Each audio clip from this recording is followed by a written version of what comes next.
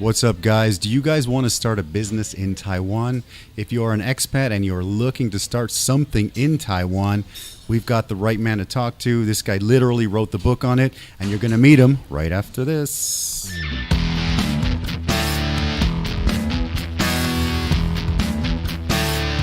All right, everybody, what's up? Welcome back. Welcome, Paolo. How you doing, brother? Hi. Nice to meet you. I'm good. How are you? Great, man. I've been wanted to get you on the show for a while. We try to book it up in advance a little bit, and we're here. So I thanks wanted for to coming. be here. So thanks, thank you man. very much. Hey, thanks for coming, brother. Yeah. So Startup Taiwan.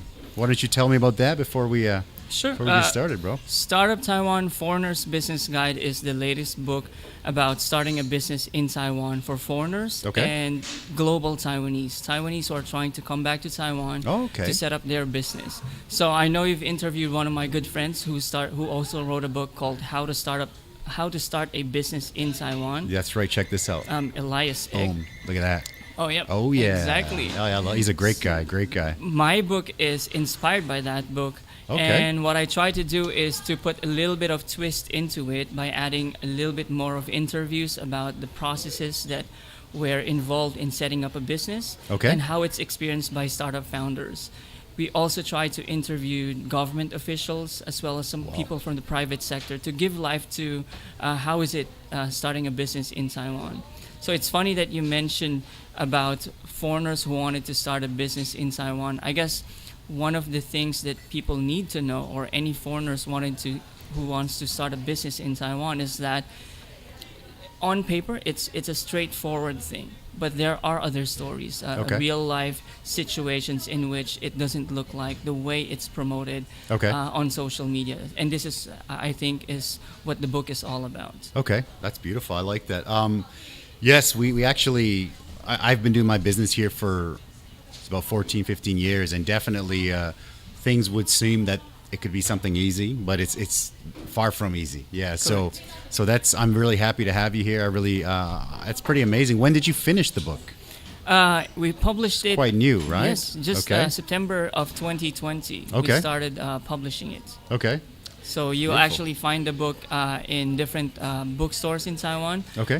For most foreigners who go to S-Lite, the book is actually there under the business section. Okay, beautiful. And one more question before we really get started. How do you do with spicy food? Not so good, but we Perfect. will see. All right, we'll see. So if you guys are watching on Facebook, jump on over to YouTube. We're going to do the full show on YouTube. This is just a little bit of a preview at the beginning. If you're watching on YouTube, enjoy the show. We're going to start with our buffalo wing. So we start from this side. You can do the drum or the wing. Just try not to get the sauce on the book, I guess. Yeah. So here, let me move this closer so that you can boom, boom, boom. Yeah. So grab the wing or the drum, and we'll get started. Yeah. Live's not on Facebook, but YouTube's fine, right? That's fine. Doesn't matter. Okay. Cool. Go for it, man. Go for it. You're the guest. You can go. I'm gonna go with the wing or the I'll drum? just use my fingers. Yeah, of course, dude. Fried chicken is never enjoyed with a fork. So that's right, man. Yeah. Sometimes we get customers, they come in and they have their taco and they're like, how do I eat it? And I'm like, just grab it, eat it, right? And people are like, no. And they're kind of cutting it up with a fork and knife like a pizza. I'm like, oh, you're missing out. You can't eat it like that. So yeah, man. So basically we'll start with just the simple buffalo, right?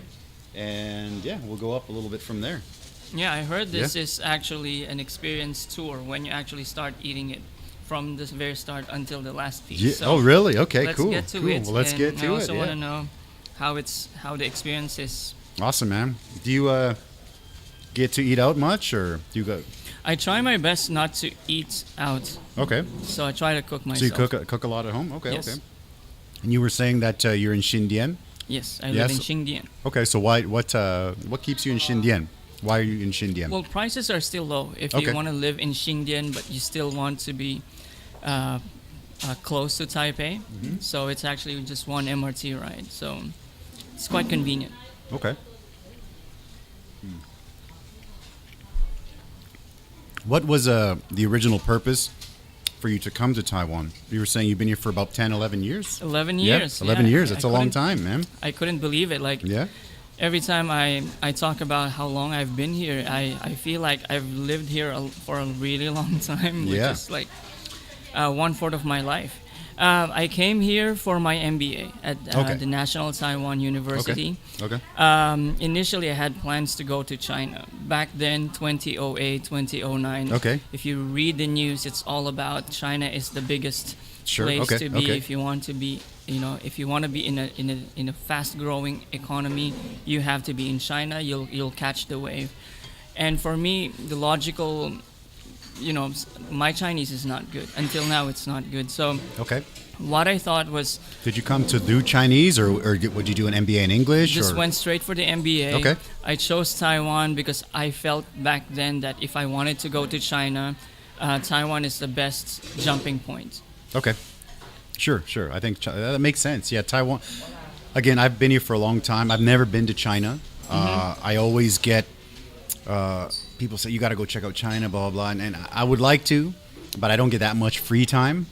So, I don't know. I love Taiwan, and my original idea was to come here first and then maybe check out Japan, Korea, China, maybe Philippines, Thailand. And I have been to some of the countries for a visit.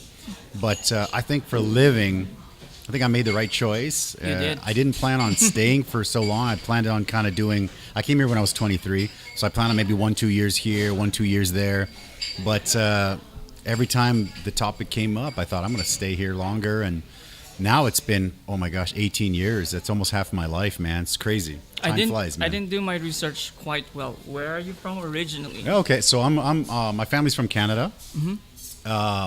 Sorry, I'm from Canada. I was born in Canada. My family's originally from Mexico. Hence right? So Gonzalez, yes. It's funny when I meet, obviously there's a lot of Filipinos here, right? And when I meet Filipinos, they all most assume that I'm Filipino. Yeah. But you're Filipino, right? Yes. Yeah.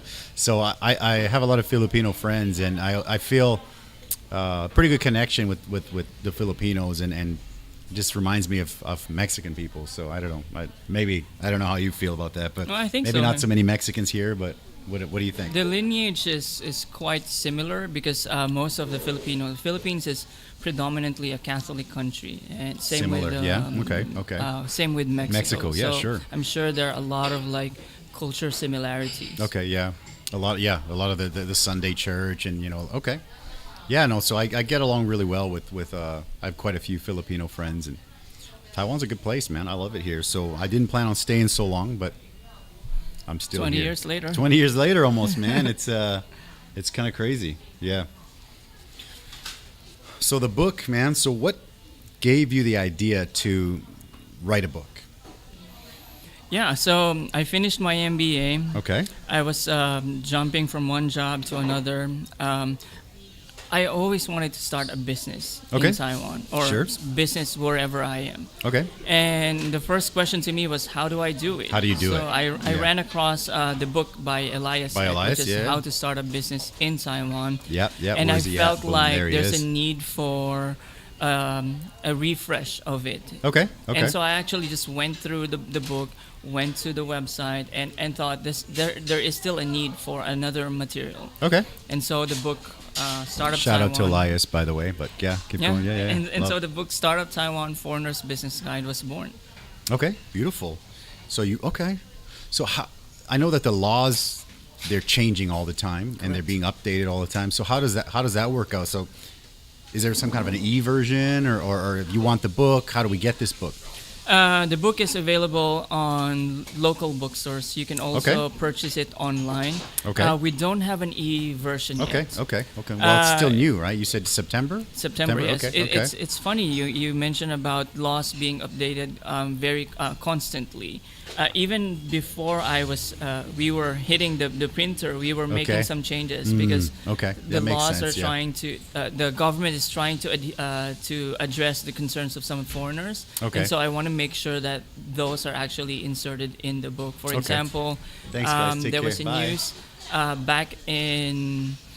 a news back in August that the government is trying to relax some of the rules pertaining to banking industry. Okay. So I had to make sure that that specific quote from the president is inserted in the book because Amazing, yeah. it's actually one of the pain points of many foreigners. So Okay. while I did not mention about the current changes, I mentioned that the government knows that there is this kind of concerns from the foreigners themselves. Okay. Do you said that you have interviews with like government officials and stuff. I mean, how's the process for something like that? What's the process of finding people that will they be like, yeah, very supportive, like, sure, you can interview me, or how does that Very work out? supportive. Most of the people I've interviewed from the government are people who are familiar with registering business in Taiwan for foreigners. For example, I've interviewed people from E3. It's a government research industry, wherein a lot of foreigners could go and test their ideas. This is basically I didn't know about that. Okay. So I'm learning something. I this didn't know about government that. agency is the one who's helping the research and development industry. So you come there with a proposal. They will open their doors for you, assign some engineers to help you build your prototype, Really? and help your product become like a market-ready product. Well, that's amazing. Wow. And okay. if you want to go one step back, meaning if you're a foreigner with like an idea, but it's not related to tech or it's a little bit non-tech related, and if you want to register your office, for example, in Taipei, I interviewed the guy there, Robert Lowe from ITO, Invest Taipei office. Okay. So they are basically the contact point, the window to Taipei. If you want to start a business, you just walk into their office, they'll welcome you, and you ask your questions, they'll help you with those questions. Wow. I mean, this information, I mean, I've been here for almost 20 years. I had no idea. And I think it's not easy to find. I mean, because people ask me, and I kind of send them to the book. Now I can send them to your book. I send them to, get Elias's book.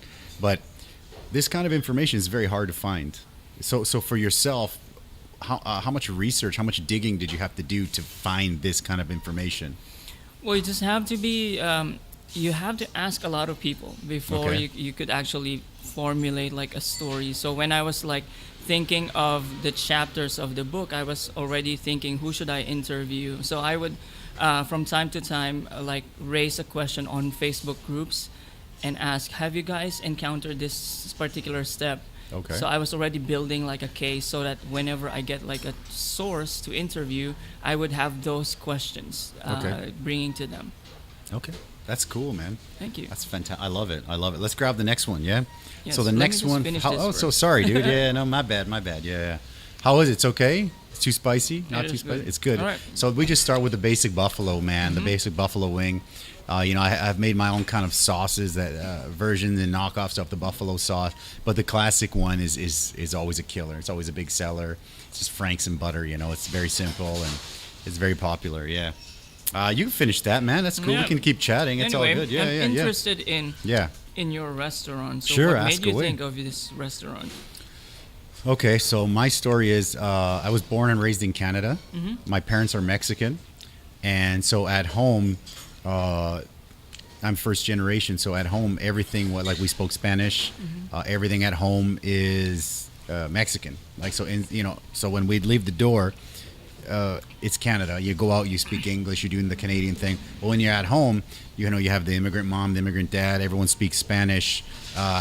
Almost every meal we had was Mexican food. So I grew up eating this and, learning it from my mom growing up and some stuff from grandma and kind of missing that. And I came out here. I was coaching soccer, which I still help with sometimes. It's a tough one, but I coach soccer in Canada, and my family, I just figured I'm going to stay. I met my wife, we got married, and I was coaching and teaching, and very happy. I mean, I'm a pretty easygoing guy. I mean, I could be digging ditches. I'm fine, But my wife's job, she wasn't very happy with it, and I said, well, we're married. What do you want to do? And she says, I want to open a coffee shop. And so I've probably told this story a million times, but she said, I want to open up a coffee shop. And I told her, well, for me, it's tough because I will drink coffee, but I'm not a big coffee guy. So I mean, I can go 1 month, 2 months, no coffee, no problem, right? Like I just don't really drink it very much. I'll go to when I go to a coffee shop with friends. Of course, I drink coffee. It's like a social thing for me. But I mean, I'm not the kind of guy that needs to wake up and say, "Oh, I need a cup of coffee." So for me to open a coffee shop is fake. For me, it feels fake. It doesn't feel authentic. So I told her, you know, I'm not a coffee guy. So, but my family's Mexican. We got the food. She likes my mom's food, and I said, let's try something like this. So she said, yeah, let's do it. And we opened a stand in Danshui Laojie for about 1 year. Just under a year. We did 1 year there. It was pretty tough. I mean, the stand life is tough, man. It's crazy. So we did that for 1 year, and then we moved to a very small restaurant for 3.5 years. 10 table restaurant, very small. And then we had a chance to take a medium-ish size place in Tianmu. So we did that, and it went really well. Things were going pretty good. So well that I had a customer that came to eat, a Mexican family that used to come to eat every single day. They loved it so much that they said they want to invest. Let's make a big, nice one. Wow. So we just did that with this one. So we did this one together with them, and having both of them, it was pretty good. But at the beginning of last year, we decided let's close a little one and let's really make the big one pop, right? So this is this is pretty big. So this was the big one. We did that. Things have been going pretty well. And my partner is about to move back to Mexico. So we recently, I haven't really announced this to anybody, but we recently worked out a deal. We just bought them out. So they're moving back to Mexico very soon. So my wife and I are the owners again. Sole owners of this one. And we have some big plans. And yeah, I wanted to pick your brain. So that's 15 years in a nutshell. How was it? Was it difficult to register a business as a foreigner in Taiwan? So for me, I have to say you will know more about this than me because my wife is Taiwanese. So it's if your wife is Taiwanese, there's always this thing like even like let's say I go to get a cell phone, right? I go in, I'm gonna go get my cell phone. They're like, oh, they find out, APRC, okay, no problem. Oh, your wife's Taiwanese, and then they're just like, oh, okay. Give me the wife. The wife signs everything. It's done. So it's something that I got used to. But I'm glad that it's changing now because it's weird. It's not a good thing. I mean, like it's basically like you're owned by your wife who's Taiwanese, and she has got to sign everything. I couldn't even get a cell phone in my own name.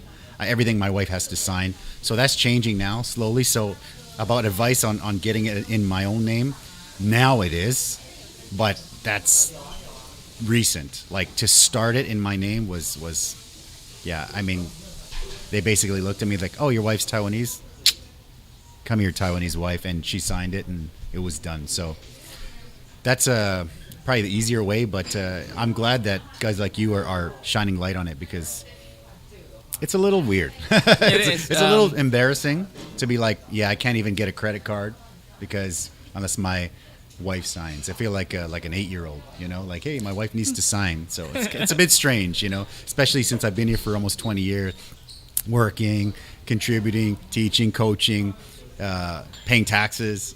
And it's a little strange that I'm not allowed to do anything on my own. Now it's getting better, but it's getting better. It's getting better, yeah. One tip is that if you've been living in Taiwan for quite some time, you may want to stick with the same bank for a long time, so you establish that record, so that by the time you want to apply for a credit card, they would know that this person has this stream of income. Over the years. That makes sense. Yeah. I mean, I can understand it from their side. I'm guessing way back, people got credit cards, racked them up, and left. That's my guess. So that might be why it's like that. But yeah, definitely needs some updating. Correct. For sure, brother. Anyways, grab the next one. Let's keep going. Yeah. So that is. You want the wing? You want whatever you want, man. Let's go wing. So this is a smoky chipotle. It's a little bit sweet, a little bit smoky, a little bit spicy, not too much. Round one is very mellow. Yeah. Okay.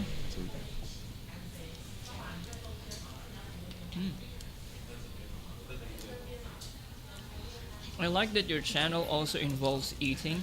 Yeah. I mean, it's live in a restaurant. If there was no food, that'd be weird. You know, there are a lot of like YouTube channels where people like to watch other people eat. And they're like, right? Yes. And they've got like millions of subscribers. It's crazy, right?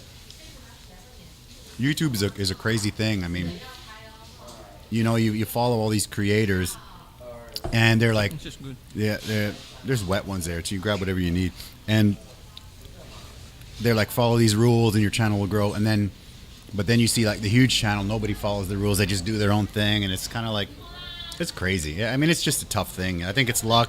I think it's persistence. It's like a business, right? Just keep going, right? You know, unfortunately, when you just start, when you ask people, you know, I'm thinking about starting a podcast, you know, about interviewing people in Taiwan doing wonderful things, right? At the beginning, people are just like, that's ridiculous, you know. Does the world really need another podcast? And but I figure, you know, you're always going to have that. For example, the restaurant's almost 15 years old from the beginning till now. We have some 1-star reviews, and it's just somebody had a bad day. You know what I mean? It's Yeah, you can it's never just the way it please is. anyone anyway, It's just, right? you know, someone had a bad day and they give you a 1-star review, and those things stay with you, man. So so if you guys are watching and you kind of have 1-star reviews on restaurants, send them a message. You know, they'll probably comp your next meal. Just give them a shot. You know, I'm not just saying necessarily us. I'm saying any restaurant. What's up, man? Yeah, I mean, it happens. Any business, brother, right? It happens to any business. For example, this book, for example, I've got some comments saying that, oh, the font is too small. You should have done something like this. I appreciate those Okay, kinds yeah, of sure, of comments. course, yep. Some people would even say, oh, you should have added this specific topic and stuff like that. And I appreciate those. Yeah. I think definitely when somebody writes, you know, gives you some comments, I think definitely take them, think about them, and then make your own decision, because I've had some comments that have helped me a lot, and I've had some comments that are just like, oh, you should sell pizza and pasta too. And you're just like, what? You should sell Chinese food too. Like, it's kind of like, you have to learn to filter. I mean, I think anyways, Correct. in my opinion, You're correct, filter yeah. out some. I mean, your font's too small, but I mean, how many people have said that, and how many people have read it? So it's like, you know, it's a tough one, man. It's a tough one. I got a quote from you though right here. Coronavirus punched me in the face, so I wrote a book. That's one of your quotes, right? Yes. Yeah, so maybe tell me a little bit about that, if you can. So we are. So that quote is actually based off of the fact that this book has been sitting in my lap for like probably a year. Okay. Like I was already thinking about doing it way back in 2018. I already asked someone to like do like a draft of it, Fantastic. but it never pushed through Okay. until coronavirus Okay. hit. You needed the time. Yeah, and I was like, okay, I needed to do something so that in case I lost my job, Okay. something I could sell physically. Sure, And I was sure. like, wait a minute, there's a book that I wanted to write for a long time. So You had the idea. Yeah, coronavirus punched me in the face, so I Okay. wrote the book. It's actually the quote that I could relate to. So I wrote Startup Taiwan because of coronavirus. It actually pushed me to innovate in a way. I think that's really the key for successful, I think, entrepreneurs, because I mean, I know a lot of people, for example, not lately, but when things would slow down, we do like Facebook stuff, Facebook ads and stuff like that, and then I didn't know how to do them. So what I bought a bunch of courses and I started like just diving in, and then when you do them, it helps your business, and you do a lot of stuff like that, and it really helps. As I'd go to, you know, friends' restaurants, coffee shops, bakeries, and you know, I'd walk in there, the place would be empty. I'd be like, "How's it going, man?" And they're just kind of like, and I'm like, "What's going on? What happened?" You know, they're like, "No customers," and I'm like, you know, well, what's going on? Have you done any promotions? And they're like, "No," or they said, "Yeah," but no one sees them. They're not on Facebook. You know, it's just. I think most businesses are on Facebook now because it's free, right? And it's definitely helps a lot, especially in Taiwan. But I think if there's no budget to hire some kind of digital marketing team, you just got to buy a course or something, just jump in and do it, you know. And Correct. that's what I think. And And I really enjoy it, actually. It's one of the things I like a lot. And I think Facebook and YouTube, I mean, YouTube I'm new at, well, a year and a half in, and I'm still learning, and I love it, man. So I think YouTube, Facebook, they help a lot. They're there, but you kind of have to learn them. So correct. And I think you need to have a little bit of motivation to actually do it. Yeah. Yesterday I had a chat with an ex-Disney vice president who is actually in Taiwan. Really? And beautiful. One of the pointers that he gave me was that, one of the things that pushes him was like, you have to be hungry enough to actually, to do something. It was actually a quote from his wife. Really? Because he wanted to do something. And the wife is, I'm sure they have like a really good discussion about how to improve further. And, one of the quotes was like, you have to be hungry enough so that it will push you. Just like pulling it back to the quote of coronavirus punch you in the face. I agree. I think, like, for example, I'm a big MMA fighter, right? I mean, not fighter, a fan, and big UFC fan. I don't know how much you follow, but most people know like Conor McGregor, right? Everybody likes Conor McGregor. He's like a Manny Pacquiao. Everybody knows Manny Pacquiao, even if they don't watch boxing, right? And he fought last week for the first time in a year, and he's amazing and stuff. He lost his fight, but people are like, "Oh, what happened? What happened?" But he's been so successful in like the last 5 years that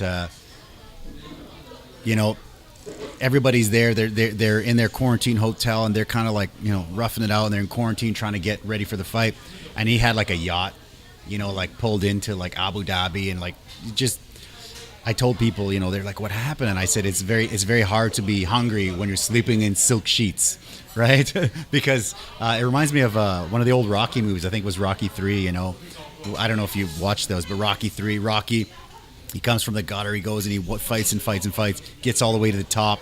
He's the king, he's the champ, he's making money, he's got the belt, and then you got another young and up and coming guy, which was Mr. T. That's how long ago it was, and.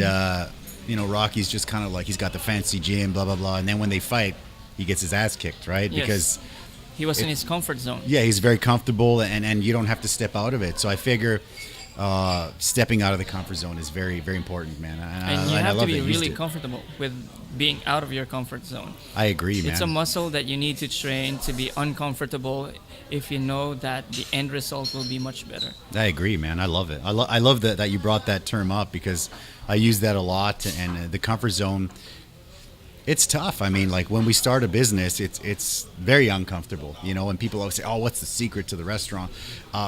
We worked for free for like 10 years, and people just kind of like their jaw drops, and I'm like, you got to work for free for a while.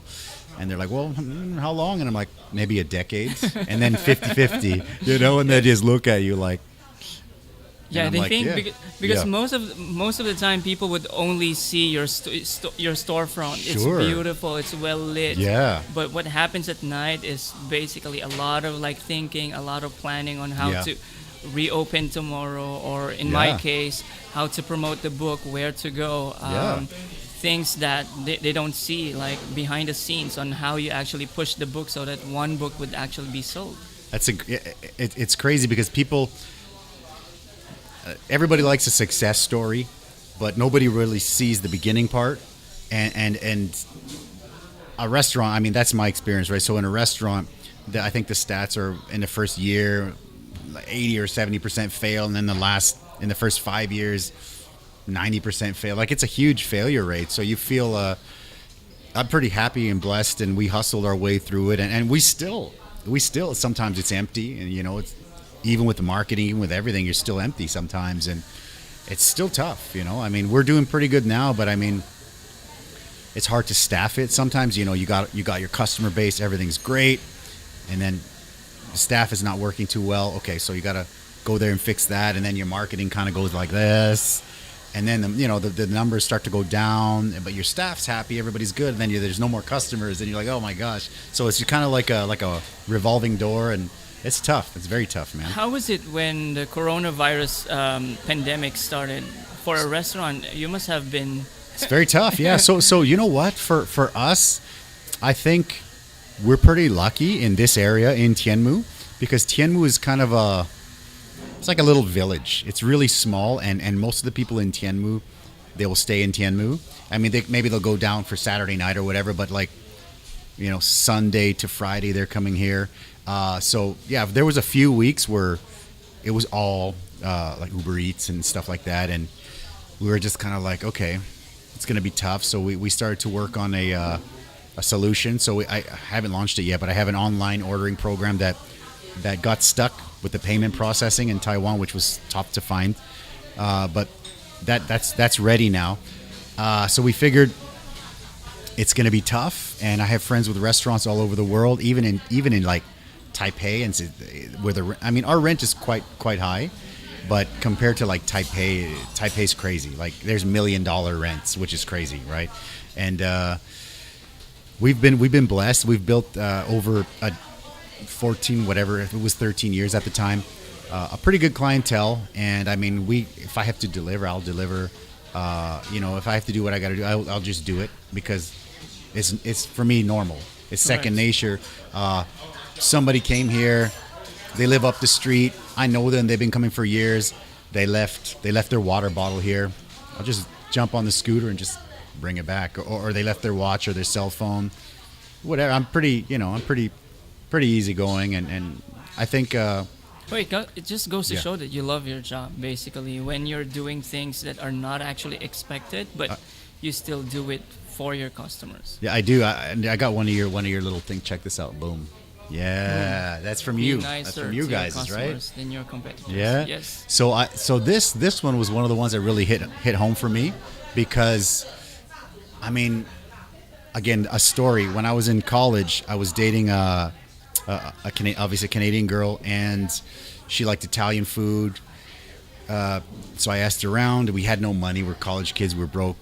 There was this really nice Italian place. Got a reservation for her birthday. We went in. We didn't know it was like a fancy place. We just went in with like t-shirt and shorts, and we went in there, and everybody's dressed in like suits and ties, and I thought, oh my gosh, I didn't even know that. And we're just like, shoot. We just like came back from the gym, like basketball shorts and tank top. And I thought, oh, they're not going to let us in. And they did. They let us in. Let me put that one on. They let us in, and okay, no problem. Everybody is all fancy. They put us, at our table. We were kind of in the last table, and I thought, okay, let's order. We ordered the food. Food was fantastic.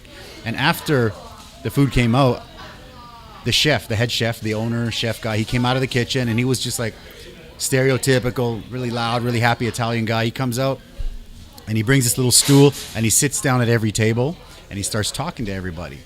And I thought, this is so embarrassing. He's not going to talk to us because we're just broke college kids, and we'll probably only come once because we have no money, right? And when he got to our table, he put the stool down, he sat with us, and he's like, how you guys doing? Good. How's the food? And I said, food's fantastic. He said, this is what we do with our lasagna. This is what we do with our spaghetti. This is what we do with our meals. And it comes from, Sicily and the family recipe. And talked about 10 minutes he talked to us. And that was one of my best restaurant experiences of my life.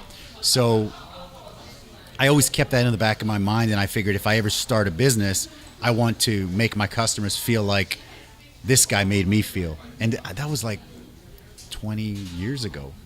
I still remember it. It's amazing. So I try to talk to all the customers. Some don't want to talk to me. No problem. Just say, enjoy your meal. But some, they want to talk. So going back to the coronavirus thing, over a decade of this, we built a pretty good client base, and people trust us. Like, for example, when there's a pork problem or a beef problem or something like that, all of the restaurants, they post, well, we don't use American beef, or we don't use whatever. We don't have to post it because the customers trust that we're using good ingredients. Once in a while, a new customer will ask, but most people, they don't ask because they know we use good ingredients, right? So it's a pretty cool thing. It's a lucky thing, and so yes, we got affected by the coronavirus, but we've been lucky to have about a decade of karma maybe in the bank. So it helped us a lot. So it helped us through that, and we actually had a really good year. The summertime, this area is empty because all the Taiwanese in this area, they travel fly out, right? And all the expats in this area, they go back to Australia, to the US, to Europe. But this year they couldn't. Everybody stayed. So we had a great summer. It was our best summer ever, and it's been all right. I mean, are we rich? Definitely not. But we had a pretty good year, so can't complain, man. Yeah. Okay. Yeah, man. So with the coronavirus, you actually have. Well, let's grab this one. Let's grab the next one before I start blabbing here again. So the next one is, what do we got? It's a Thai, I believe. No, it's Cayenne. So this was, I was trying to make a sort of a Cayenne style recipe for that, and it became this. So this is kind of like a Cayenne-y, little creamy chicken wing. It's not too spicy. Yeah. Okay. All right. You want the wing or the drum? I'll go for the wing again. All right. I'll take that drum. Boom. Get in there, man. There you go.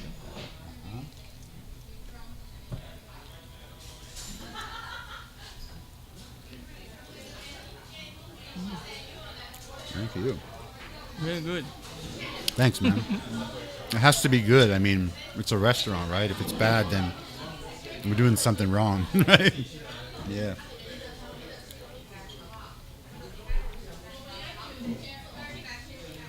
So I know I'm in a lot of restaurant groups and have a lot of restaurant friends from all over the world, and I know that it's been tough, and it's sad to see because I love this industry, even though it's tough. I only have restaurant business experience, so I cannot compare it to other industries. But I would imagine it's one of the toughest because, like, for example, you're a restaurant, people come in, it's good, but let's say people leave town or they leave country, or maybe they have an overcooked something one time, maybe they don't come back, maybe they read a 1-star review, they don't come back, or maybe your staff burns a steak, like it happens, right? But this is it's a tough industry, whereas I think other industries it's going to be tough because let's say I don't know how many books you need to make, like let's say you need to make 1 million books, and then you've got 1 million books sitting there. I don't know the now, obviously not 1 million, but I hope, so, and then it's just like, okay, I got these books. So they're not going to go bad. They're not going to spoil, but you need to store them, I'm guessing, right, somewhere, and you got to be your promotional man, right? You got to put your promotional hat on, right? Yes. You know what the pain point for both of us I'd love to know yours. So the restaurant business could actually take this opportunity to innovate. So most of the time when people think of restaurant, this is in pre-COVID-19. Yeah. They're thinking of dining experience, how they enjoy the food, how they sit in the restaurant and eat it. But now everyone is trying to think of how to enjoy the same meal when you're actually home. So people, this is just guessing. No, please. I'm guessing that most of those who are not able to survive is not because their food quality has gotten low. No, it's not. It's because it's only because the food has not gotten into their home. Yeah. So innovations around food delivery should be happening, should be expected. In fact, I love it. One of the projects that I am looking at is having like a cloud kitchen wherein you focus on the making of food and delivering it to customers. Yeah. Coronavirus has already shown you the worst case scenario where everyone is at their home. Yep. So you have to innovate in a way that you deliver food and making sure that the same quality, like the way I am enjoying it right now, is experienced at home when they open the box. I think so. And I think there's a couple, 1 or 2 cloud kitchens that have recently popped up, and they've contacted us and stuff, and I think it's a good idea.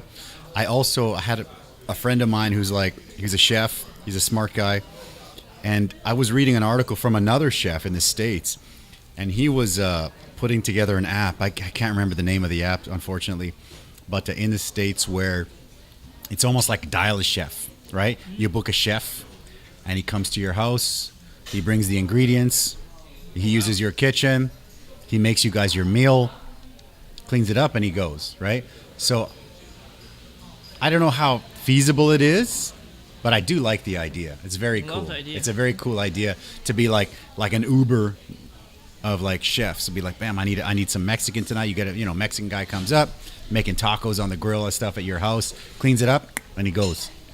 Or Italian guy comes, he brings everything, bang, bang, bang, and he leaves. So there are definitely people smarter than I am coming up with fantastic ideas, and And I love that idea. And my chef friend in Taiwan, he was just like, "Wow, we got to do that." And I said, "Okay, let's try it out. Why not? Or innovate around its same concept." I agree. I just think a lot of people we've had lots of low times. I mean, that's a business, and you can't just sit there, and be like, "Oh, business sucks." But you have to be like, the food's good. You have to. I've read a lot of marketing books, and I try to implement as much as I can. And there's one guy that said, I can't remember the name of the book. Sorry, the author's name is Sabri Subi, and he says, once you have your business open, your business running, or your product, you're no longer the creator. You got to market it. Like let's say you got this book, it's done. I mean, you cannot change it. It's done. So you're not the creator of the book. You got to be marketing. You're like, let's market. Let's get the book in everybody's hands. I mean, correct. You were saying that you went to high schools and universities, right? I got a couple pictures of here. Boom, boom, boom. Where are we at? Oh my goodness. Yeah, okay. This is cool, right? I got a high school one. Check it out. Blam. Yeah, check that out. I pulled them up from your Facebook and stuff like that. Yeah, sure. So when I get a guest on here, I cyberstalk them. I have to cyberstalk, right? So yeah. So maybe you could explain that. Yeah. From time to time, I would volunteer to teach to teach at different high schools here in Taiwan. I love it. Via a program called the World in Your Hands. Okay. What's the program called again? The World is in Your Hands. Beautiful. Okay. And how would somebody? Yeah, please do. I'd love to. Yeah. So basically, they're inviting a lot of foreigners to basically visit some high school and basically provide some perspective. Okay. Perspective of a foreigner to like a Taiwanese student, for example. I love and that. Okay. this person, the founder's main goal is basically to make these Taiwanese kids learn about the world outside them. I love it. And the pain point was the fact that in many TV shows in Taiwan, they're mostly focused on Taiwan TV shows. If you open the news, for example, unless foreigner does something bad, yes, or if we're talking about a very popular president or ex-president, then he will make it into the local news. And so this foreigner was thinking that to be able to educate these kids, it has to be from as young as they could be exposed to a foreigner. So I from time to time I would volunteer and really talk about my culture, where I'm from, and what I'm doing in Taiwan. I love it, man. Now, how's the response you feel from the kids? Well, the kids are very much surprised because it's for example, one of the cases was that you're breaking stereotypes about the people from your specific country. I agree. For example, I would put up like one slide that shows photos of different Filipinos, for example, and I would ask the audience about which one is a Filipino, and somebody would actually choose. Many of them would actually would go towards a certain like a stereotype. I agree. I have to agree. Yeah, sure. For me to reveal that actually everyone in this photo is a Filipino, and so breaking those stereotypes and making sure that that it's accessible for them. These information should be accessible to them. I love that.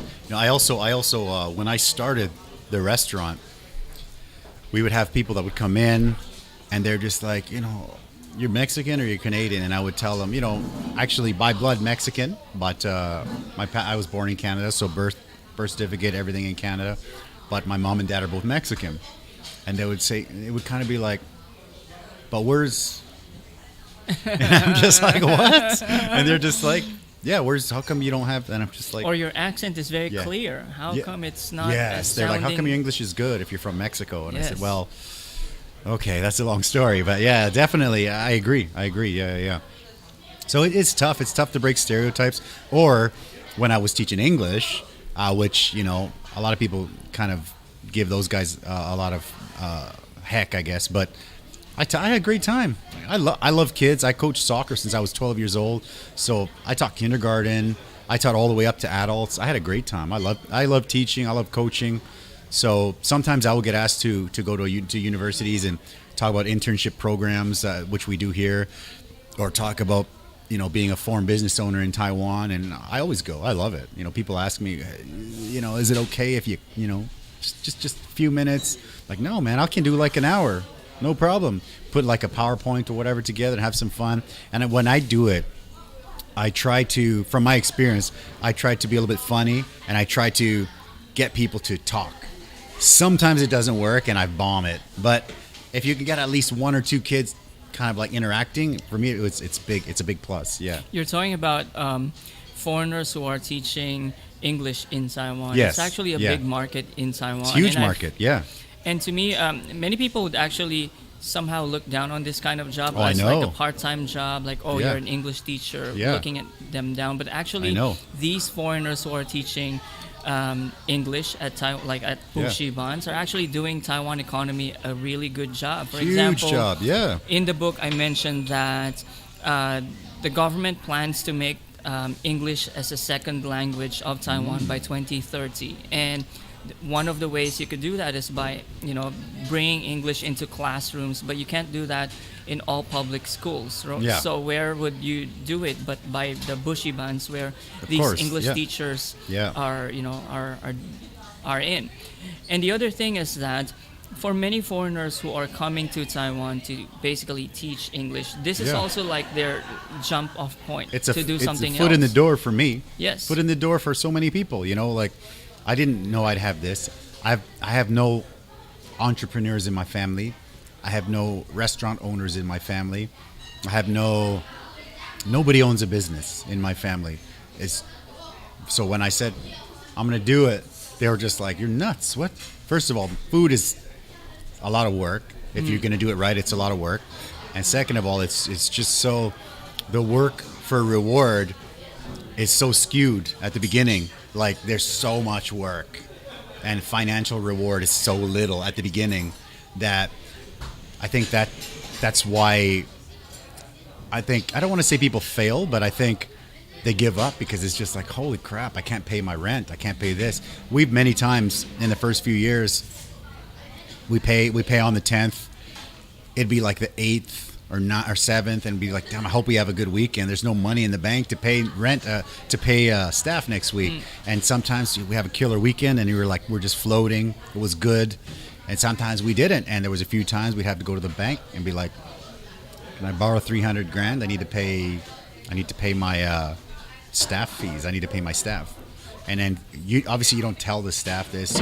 So one of the things is, you're foreigner, you have your business, so everyone thinks you're rich, and you're like, man, it's like I just went to the bank to borrow money so that I could pay you. You probably have more than money in the bank than I do. I would tell the staff, and they're just like, they don't believe it.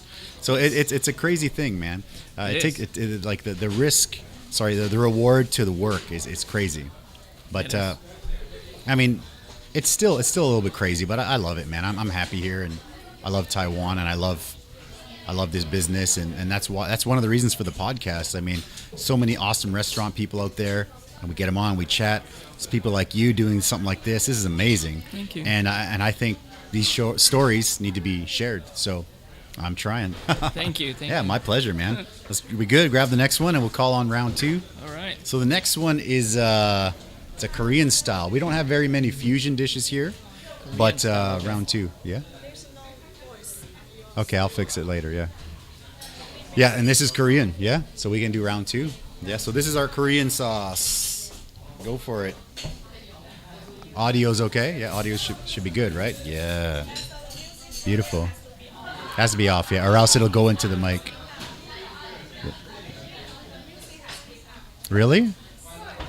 Okay. Okay. What do you think, man? Korean? Yeah. So we have, like I said, I'm not from very. the Philippines, so I like a little bit sweet. Yeah, sure, of course, right?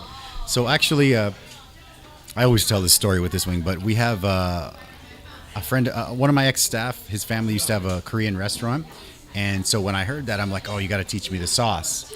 And he's like, yeah. So he taught me the sauce. I tweaked it a little bit, made it a little bit more spicy, and he said, okay, he liked it. And the day we put it on the menu, we had about 10 or 12 Koreans. They came in for beer and wings on a Wednesday. And then my staff was like, hey, all right, we got Koreans. We got Korean wings. And I'm like, oh, no, don't tell them. I was so nervous, right? And then they ordered a bunch of Korean wings. They're like, really? That's weird. And they ordered them, and they loved them, yeah. So they came back. They were only here for a visit, but they came back all the time to get the Korean wings, man. So this is the Korean wing, and we don't have very many really fusion dishes, but this is one, yeah. Thanks, man. Appreciate it. It's a good punctuation to that series of flavor. It's coming up, right? Yes. Okay, good, yeah. And actually, we have this one is one of our bigger sellers now because I don't know, it just is. Yeah, I mean, I think it's pretty good. So, I want to ask you a little bit about MillionDC. Sure. Yeah. So maybe you can tell me a little bit about that.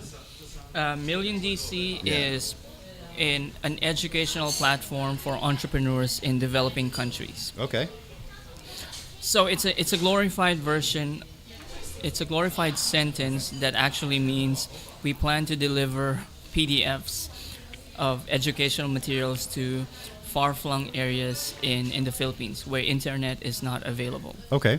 Wow. Cool. But because we have the COVID-19, this plan has been shelved for a while. Okay. And this is also why the focus has been, we tweak it a bit to providing education to entrepreneurs who are in Taiwan. And this is also the reason why the book was born. Okay. So this is one of the materials that we are providing for anyone who wants to start a business in Taiwan. We are not an expert with any specific technology, but we are trying to provide you with an education in terms of whether you want to start a business here or not. And if so, these are the steps. Do you find that there's a big demand for foreigners that want to start a business here? I mean, there must be if you wrote a book, right? But I'm curious. Yeah, there is. I mean, the fact that, I think 2 weeks ago, Audrey Tang was interviewed about, how to make Taiwan. You want a wet one? Wet ones are there if you need, bro. Yeah, no problem. Sorry. So Audrey Tang, Audrey Tang, the digital minister of Taiwan, was asked about questions related to attracting foreign talents in Taiwan. Okay. And one of the statistics that she mentioned was that before COVID-19. Taiwan hasn't issued a lot of entrepreneur visas. They didn't, right? They didn't, but post COVID-19, they actually have issued around 2,000 of them. Oh wow! Yes. Okay. I know that there's people or gold card. I got a little bit confused. That's okay. But both it's a similar thing, right? Kind of. I don't really know. The qualifications are different. Okay. For a gold card, initially they were aiming for someone who's like an Olympian or like a PhD at a specific field, like an Einstein or something kind of a guy. But they kind of make it a little bit. They relax it a little bit. But for entrepreneur visas, these are visas specifically for any foreigner who wants to start a business in Taiwan. Okay. All they need to do is show a plan, what they plan to do in Taiwan. I know there's do you know All Hands, John from All Hands? Yes. Yeah. So I had him on before, and I had him on because I really wanted people to know that there was the opportunity to do this. I mean, like when I started, I had no idea about this stuff, right? Like really no clue. And I think that John from All Hands, they're doing some pretty cool things, right? I mean, they launched their website, right? Their job site website, and I think it's pretty cool, man. I really. Yeah, All Hands is trying to address one of the concerns of the foreigners, which is finding a job in Taiwan, finding a relevant job. Yeah. And so I think what they're trying to do is bring together the big guns like Acer, like Asus into like some of these events, so that foreigners could properly be hired by these big companies. Yeah. Acer, Asus. So these are no problem, bro. Yeah. So some of the bigger companies, how do they react to stuff like that? I'm out of curiosity. Like I'm sure they all react differently, or is there kind of like I don't know. I'm sure the big companies are appreciating these kinds of works because pulling it back to COVID-19, there's not much foreigners who are coming in, right? Yeah. People are still trying their best to to come in, but not everyone could come in freely. Cannot. Yeah. So, and when you have these kinds of events, you actually pull them in one place so that the foreigners could actually find jobs that fit them. Beautiful. Check this out. Blam. Oh, speaking of Jesus, right? Jesus, what's up with this picture? Maybe you could tell a little story behind that one. This is my last day of working for ASUS. So you were working there before? Okay. Mm-hmm. Okay. I worked for ASUS for 4.5 years. Okay. And one of the signature photos of any ASUS employee before leaving ASUS is actually taking a photo right by the logo. Really? Yes. Okay. And that logo is actually... It's big. Is it the one by Costco? Yes. It's yes. right by I drove Costco. by that logo many times, yeah. And I clearly remember this day because most of employees who are leaving ASUS would just post it right beside letter A or beside letter S. Okay. But I chose to be different by actually stepping up on top of the logo and sitting right on top. No, that's a cool picture, yeah. And the security guard actually asked me, "Don't ever do that again." I was like, "I'm sure I'm not doing that again because today is my last day." Yeah.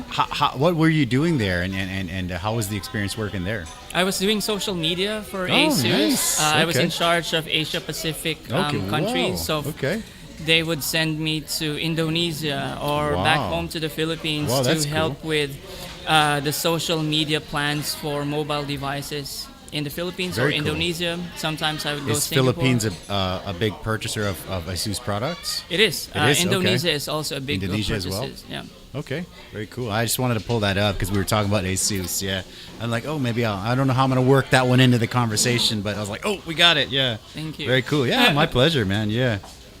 How you doing? That's a good switcher that you have. So this is a Stream Deck, man. I mean, it took a little while to figure out how to use it, but it's pretty cool. I mean, it helps me with production because everything we do is live, right? So. I mean, you just kind of push button everything. I mean, you go to the other cameras there. You must be very used to doing live events. You know what's really funny? Live, no problem. I'll just be so for me, it's easy and it's just very natural.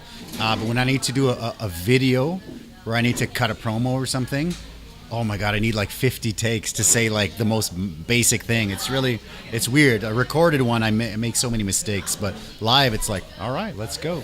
Yeah, very strange. I think the mental thing is that you just have to do it. For the longest time, I was very insecure about how I would look in the cameras how I would talk your to voice. Some people. Your voice, like high pitch and stuff like that. But I'm getting older, I guess. So I came to a point in which, I don't think there's caution much into time. The wind. Yeah. I think you just gotta do it. I mean, you were mentioning you want to do some kind of a podcast, right, or a YouTube channel, right? I think it's great. I think there should be more of them. They've come up quite a few now in Taiwan, but not very many in English. I think, right? I mean, I don't know, not very many. I mean, there's a few in Mandarin, which I follow, and they're pretty cool. But yeah, I mean, if you need any help, let me know because I'm down to help. I would be happy to guest you in one of. Oh man, my podcasts. pleasure. I've always, everyone that has a podcast and we do our thing, it becomes really big and successful, and they're like, I'm gonna get you on. I'm like, yeah, cool, and they never do, and I'm just like, oh man, I had you on. Man, get me on. I want to be the guest. Yeah. No, it's good though, man. I love it. This is something that I've been wanting to do for years, and now I have the time, and it's great. I just set up a little mini podcast sort of studio at my new apartment. We just moved to a new apartment, and my wife was kind of like looking at the empty space. Let's do that. I want to do this here. I want to do that. I said that little like nook, that little spot, that's mine. You can have the rest of the house. We can do whatever. You pick the colors. I need one green wall for the green screen, and that's it. That's all I need. Everything else, you do whatever you want. And then, so I have this little space there. It's almost ready. I just got a table yesterday, so it's almost done. So I'm a big fan of Joe Rogan and his podcast. And so when it's ready, it will be like a big table, and we'll have 4 boom arm mics, and we'll have up to 4 people going live. So it'll be fun. I'll have you on again if you want to come out. You, sure. Maybe we'll get a couple people in and we'll have a nice conversation about this. Maybe we should invite Elias. That'd be great. The three of us on. Yeah, let's do it. You know, the reason why I kept on bringing up Elias. I love Elias, man. He's a fantastic guy. I know, right? Yeah, he's a great guy. He actually told me about your book. Oh, thank you. He's like, there's a book coming up. It's fantastic, and he told me all about it. I was like, oh, really? Wow, okay, cool. The reason why I keep bringing Elias is that but when I was promoting the book Startup Taiwan, Foreigner's Business Guide, people would always like ask me questions. Oh, how is it different with How to Start a Business by Elias Egg? And as if they were trying to like pit us against each other. And like, I was like, two of you. There can be only one. Like, how do I answer that question? Until Elias himself. So I messaged Elias about the book, again and blam, there he is, fantastic guy. Yeah, he actually invited me for lunch. Yeah, and he would do that. He's great. He basically gave me his blessings with the book, because for the longest time that I was trying to promote the book, there will always be that question of how is it different with the book How to Start a Business in Taiwan. And when he said, man, congratulations with the book that you've just launched, I was like, oh my goodness, coming from you, it's an honor, because I agree. People are referring to your book as the book, and That's now fantastic. You're even congratulating me for mine. I think it's great. I mean, it's not just your industry, man. Like we were one of the first longest, I think, Mexican restaurant. There were some before us, but that was maybe not like really old ones opened by like Taiwanese. But I think we're the first one that, you know, longest standing that's, you know, kind of foreign owned or whatever. And there's so many, they pop up, they come and go, and people will be like, oh, there's a new place, you know, you better go check it out. And I'm like, okay, whatever, no problem. I mean, I wish them well, right? I also have friends that own them. Like there's one downtown called Teotihuacan. I know the owner, I know the head chef, Mexican guy. He's a great guy. And people are like, oh, have you tried it? Yeah, it's pretty good. And I'm like, yeah, I know it's good. I mean, if you're in that area, go check it out. It's good food, good guy. And it happens so much that I invited him on. We did a podcast together and we talked about it. And I mean, he actually gave me this mask right here, this Santos mask in the middle, and a Santo mask. And he's a great guy. I mean, we're good friends now. And sometimes he'll hit me up and he'll have questions, and I'll be like, I'm an open book. Here's my meat distributor. Here's my everybody. You can have it. You can have it. No problem, you know. And I think they're doing well. And also there's a newer one that opened in, I can't remember, Muja area. And it's Playa Tacos. And the owner is Paul Lopez. And he's like, you know, he'd been inviting me before he opened. He's like, you know, I want to get your blessing. I'm like, bro, you got it, man. You know, let's go. I'm happy to have, you know, more Mexicans doing their thing. And, you know, he's like, I love your show. And I'm like, let's do one next month, the third Wednesday next month. And he's like, what? Really? I'm like, yeah, let's do it. Why not? So he came in and we talked about it, and it was great. And I think it's good. I mean, I think, I don't know. That's just how I think. I mean, of course, when I just opened, I was a little bit nervous. A little bit nervous, a little bit more scared if there was something else. But now it's like, hey, man, I'm too old for that shit, you know. Like I wish him well, and there's good people doing cool stuff, and everybody makes different styles, and the two books are different. I'm sure they're very different on the inside, and it's the same as food. The food's going to be different, right? Correct. I have my style that I grew up with from my mom, and the experience that you bring to your customers. Yeah, you know, it's very different. I mean, like we started with really colorful Mexican restaurant with pink walls and all that. And then when we moved to this one, I really wanted to push local craft beer. I wanted to throw in wings and sliders, but I still wanted to keep the Mexican thing. So wood, cement, brick, these are elements I really love in a restaurant. And open bar where you can see people pouring your draft beer. And it's not that Mexican, but it's a little bit of a mix from Mexico and me. So I mean, this is a place where I would love to go, and I do love to go here. But when I go back home, this is the style that I like, and it's been good. You know, it's funny when you have the little small restaurant, and you know the colorful thing. People don't know much about Mexicans, so you know, let's say we have the little colorful one and this one, same prices.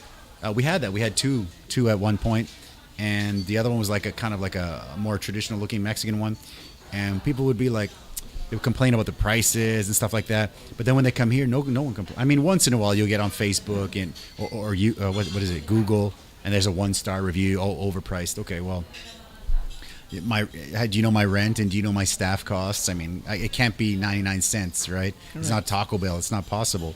So I think, I think leveling up all the time is important. And I think definitely the experience you bring is really important. Correct. Yeah. I mean, I have a friend that just opened a place downtown, a pasta place. He's like one of those like super cordon bleu guys, and his pasta looks so cool. And we finally got a table, I think in 2 weeks. Yeah. Wow. He's like booked for months in advance. And I messaged him. I'm like, when can I get a table? He's like, when you coming? I said, when can I get a table? And I said, well, he's like, Friday the 3rd or 4th, whatever it is, or Friday the 17th or something, and at 6. And I'm like, okay, wow. Or the 14th. It's February 14th because it's Valentine's Day. So I'll be down there to check it out. I'm actually going to take some video. I want to add some more stuff to the channel, some more food stuff videos. So yeah, cool, man. Cool. Very cool. Very cool. Let's grab the next one. The next one is also a kind of a fusion-y one. It's a jalapeno-based hot sauce, but with a little bit of wasabi in there. Okay. Yeah, it's like a jalapeno wasabi. So whatever you want, bro. You want the drum or the wing? I'll take the drum this time. All right, go for it. Yeah.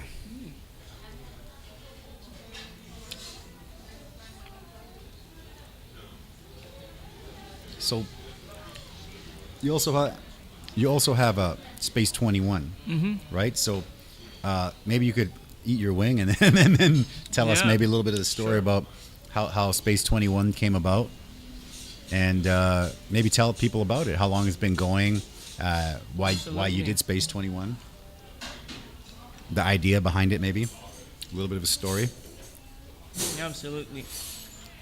So one of the guys who I've interviewed for the book, okay, has an accounting firm. Okay.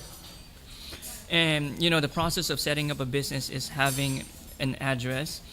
And sure. Yeah, of course. he Business actually address. raised a business address. Yes. Oh, sorry. This is Spicy, a little bit, getting there slowly. He actually raised the idea of opening a co-working space as an offshoot of what I'm doing, which is the book, and as an offshoot of what he is doing. As someone who helps foreigners get their businesses registered. Okay. But we wanted to have an innovation around the co-working space. So when people think of co-working space, either they will think of it as something like WeWork, which is really fancy, really. Okay. The moment you walk in, you will feel like you are a hotshot startup founder because you're walking into nicely decorated space. I don't think that's the right way to do it, but anywhere you go in the world, you will be welcomed as a WeWork member. Okay. And then you can also see some of the local co-working space wherein they will just take you in as as someone who rents a space, either as a virtual office, a rep office, or a hot desk, or a regular desk. Okay. We wanted to put something more into it. Okay. By really helping foreigners. Okay. In my perspective, a space is just one of the things that foreigners need to set up their business. Okay. It's more than that. Okay. So since we opened the co-working space in November, we have been inviting people to give a talk to startup founders about specific topics. For example, one of the biggest pain point that I mentioned in the book was the availability of funding to startup founders. So I called some friends and asked if they know like a venture capitalist who will be willing to talk in front of these startup founders. Okay. So these are the things that we wanted to be an add-on to anyone who wants to go to Space 21. Okay. Like the access to venture capitalists. Like that's amazing. Last month, that's priceless. Yeah. Last month, for example, we invited two of my bosses from Asus, who previously worked for Asus. Okay. His name is Eric Hermanson. Okay. He now is the head of marketing at Giant. And I've also invited another guy. His name is Manolo Winkler. Okay. And now works for Acer. I asked them, could you be the resource persons to help these startups learn about marketing, especially digital marketing amid COVID-19? So how's their response usually? Yeah, I like it. They're very much willing. Nice. All of these people whom we've asked were very much willing to impart their knowledge. That's the best. I love that. So pulling it back to the co-working space idea, I think a space is one aspect of the whole startup thing. Okay. But there are things that they need more, which is the community where they belong, and the other add-ons that we will give them when they basically rent our space. I love that. I think I've seen a few of like the really fancy ones, and then I think it's tough. I mean, I think also any business, again, restaurant business as well, but you can go. I think it was like Cafnu, right? They would rent like a whole. It was absolutely fantastic, but I think it was around for maybe 2 years or something. Mm-hmm. And this is not to crap on anybody, but it's just I know a few people that were involved there, and that sucks. You know, things disappear, but it's tough to just go in, and that's why for me, again, when I started this, we started with a stand because we thought we don't know if anyone's going to eat the food, right? You know, if we started with this, we would have been done for sure because it took so long to introduce a newer concept, I think, into Taiwan, and people don't realize, man. I mean, it's tough. It's a tough business. Tough. How is it going? How's the office space going? It's good. We've been open since I mentioned November, right? Where is it? It's close to Shuanglian MRT station. That's right. Right by Mingxin Shilu. Okay, beautiful. We'll come check it out sometime. Okay. Yes. Yeah, I love it. We're doing great. We've opened just a few months ago, and so far we're doing break even and a little bit more. Oh, that's nice. Okay, we're getting a lot of inquiries about how to do like some of their events there because nice. When we conceptualized the space, we didn't think of just an office desk. We thought of other things that you would probably be doing. Events are killer, right? Because you can book out the whole. I mean, in theory, you book out a spot or the whole place, and you can just kind of bring the whole party. You can. Fantastic. And one of the benefits for being a member of Space 21 is the access to that space, so that you could hold an event free or paid, and you take the money. We don't care whether you make money or you don't. I love for these events, so that you could support yourself. That's great. Yeah. You were talking about cutting costs when we built Space 21, for example. Yeah. We painted the walls. We built the table on our own. Yeah, I agree. We never hired any contractor to do the interior because we know that at the very beginning there's no money to burn. Yeah. There's no money, and if you look at the case study of WeWork, it's a case study of overspending and trying to recover and try to recover the cost to the customers. So you're kind of chasing your tail for a long time, right? And then if you don't have from day one, let's say your break even's $1 million. If you're 650, 700 or whatever, you're kind of like oh my god, maybe I should throw Chinese food on the menu. You know, like I know the feeling, man. I got this one because I was saying I had an investor. This one was custom made.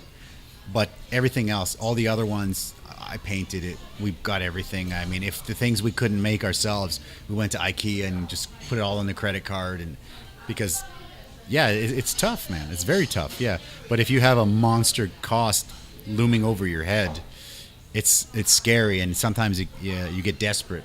Right? And it also helps you think of ways to innovate, basically. I agree 100%. If you know for a fact that your capital is close to zero, then you will have to really innovate so that you could make things work. We bought plywood, for example, and made it our table. We painted our walls. We tried to do things on our own, and we never splurged on anything. The sofa that we are using is actually sofa from my house. I did the same thing with my first restaurant. The TV, the sofa, too, everything is my house. And then right now, like I'm saying, we just moved to a new apartment, and we brought our stuff, and now it's the first nice apartment in 15 years. I've lived in crappy places for so long, and I'm so used to it. And there's no money. It's just beans and rice for dinner. For so long because there's no money. But I would keep telling my wife, man, next year is going to be our year, in December. And then, go by and she looks at me. I'm like, next year is going to be our, next year. And finally, And the last couple of years were pretty good. The COVID thing was a little bit scary, but then everyone stayed for the summer, and we just kind of went like that because there's no school and everyone's around, and people would. I think Taiwan shot up because most of the people that go back to California, they went to Kending, but they're not going to go to Kending for 2 months. Then they come back home, and so I think Taiwan's done amazing. And people like you were saying, Audrey, right? Taiwan's done amazing, right? Like, man, that's such a cool picture, man. I love that picture. Go. Yeah, a lot of story happening in that photo. I would love to hear it, man. Let's go. So basically, that's in one of the events where Audrey Tang, the digital minister of Taiwan, attended. For me, it's a well prepared approach for me. I used to be a journalist back in the Philippines. Beautiful. Okay. And every time I see a potential wherein I could like leverage, I would really use it. This event was I'm not a morning person, by the way. Okay. So this event was at 9 a.m. and to me, I had to mentally prepare to be there and be ready. And be ready, not just like, oh, I'm sleepy, I want to be there. So the night before, I already prepared two books. And I wrote like a nice letter to Audrey saying thank you for what she's been doing to Taiwan. For sure. And when I was at the event, I literally was in a journalist mode, basically not sitting in front, sitting by the exit, eye on the ball, basically wherever Audrey was going, I was just following her, and I knew exactly what I wanted. I wanted like a 2 minutes moment with Audrey. Okay. So right after when I saw her assistant stood up, I was like, oh, this is the cue. I was like looking for exits. I was like, good, there's only one exit. I went out, and then was there a lot of other people hustling like you, or not really? No, because basically, it's not surprising. Yeah. Basically, Audrey was just storming out because she had another event to go to, and I was like, I need to even rehearse what I would tell her. Yeah, sure. To the point that, hey, Audrey, it's like my your name elevator is this. pitch to Audrey. Hey, sure. Audrey, my name is this. This is my book, and luckily, she recognized me, and she was like, hey, yeah, I know you. I've read your book, and the reason for that that's was a pretty big compliment. Audrey was.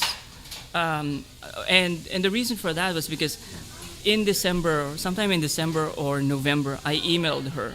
Okay. Because somebody told me, Audrey's very accessible. If you just email her. That's my next question. You got to hook me up. Yeah. Keep going. Yeah. If she knows that what you're doing is something worthwhile, you would get a reply. You'll get a reply. Yes. Okay. She works from 7 a.m. to 7 p.m. At night. She tries to make calls, for example, with startup founders, for example, in Africa, and then she ends up the day with talking to startup founders somewhere else in different parts of the world. And in between, she would reply to email. Wow. She asked for a copy of the book via PDF. Okay. And then I was glad that she replied to me saying that she appreciated the fact that there are some very concrete suggestions on how to improve the startup ecosystem in Taiwan. Okay. And so on this, it's not. Let's go. Yeah, here we go. So my on bad, this Here we go. photo, when I introduced photo. myself, she gladly signed a copy of the book for me, and I was like, "Can I also have?" Yeah, this is the book. And so when signed by Audrey. Signed by Audrey. So beautiful. So that's what happened there, and people actually formulated a lot of stories behind this. They thought it was like a 30 minutes moment with her chatting. No, it was like a 2 minute. 2 minutes, yeah. But you got your snap. You're like, yes, got snap my pic. it. Yeah. Like, I even charged my phone. Making sure 100% charge. Yeah, making sure the angle. But I was shaking also because. Of course, it's hard. It's definitely tough. I agree. Yeah. It's tough to find. Like sometimes I will be also interviewing, quite a famous people, professional fighters, and I'm also kind of like, I'm nervous, and they're nervous. I'm like, how are you nervous? You fight in a cage in front of like 50,000 people. I'm nervous, So I agree. I think that's a pretty cool moment, and the fact that she read your book, that's amazing, man. Congrats on that. Thank that's you. Good news, brother. I love it. I love that. Yeah, very cool. Very cool. Thank you. Yeah. Let's grab the next one. So from these last three, it's gonna kind of. All right. Oh, so this is why. That's we have why drinks, we have right? this. Yeah. People are like, why do you have this? I don't need this. Yeah. Well, this one, it's gonna kind of double and then double and double. So we'll see. No pressure. You want the drum or the wing, man? Whatever you want to do. You take the drum. I take the drum. All right. Here we go.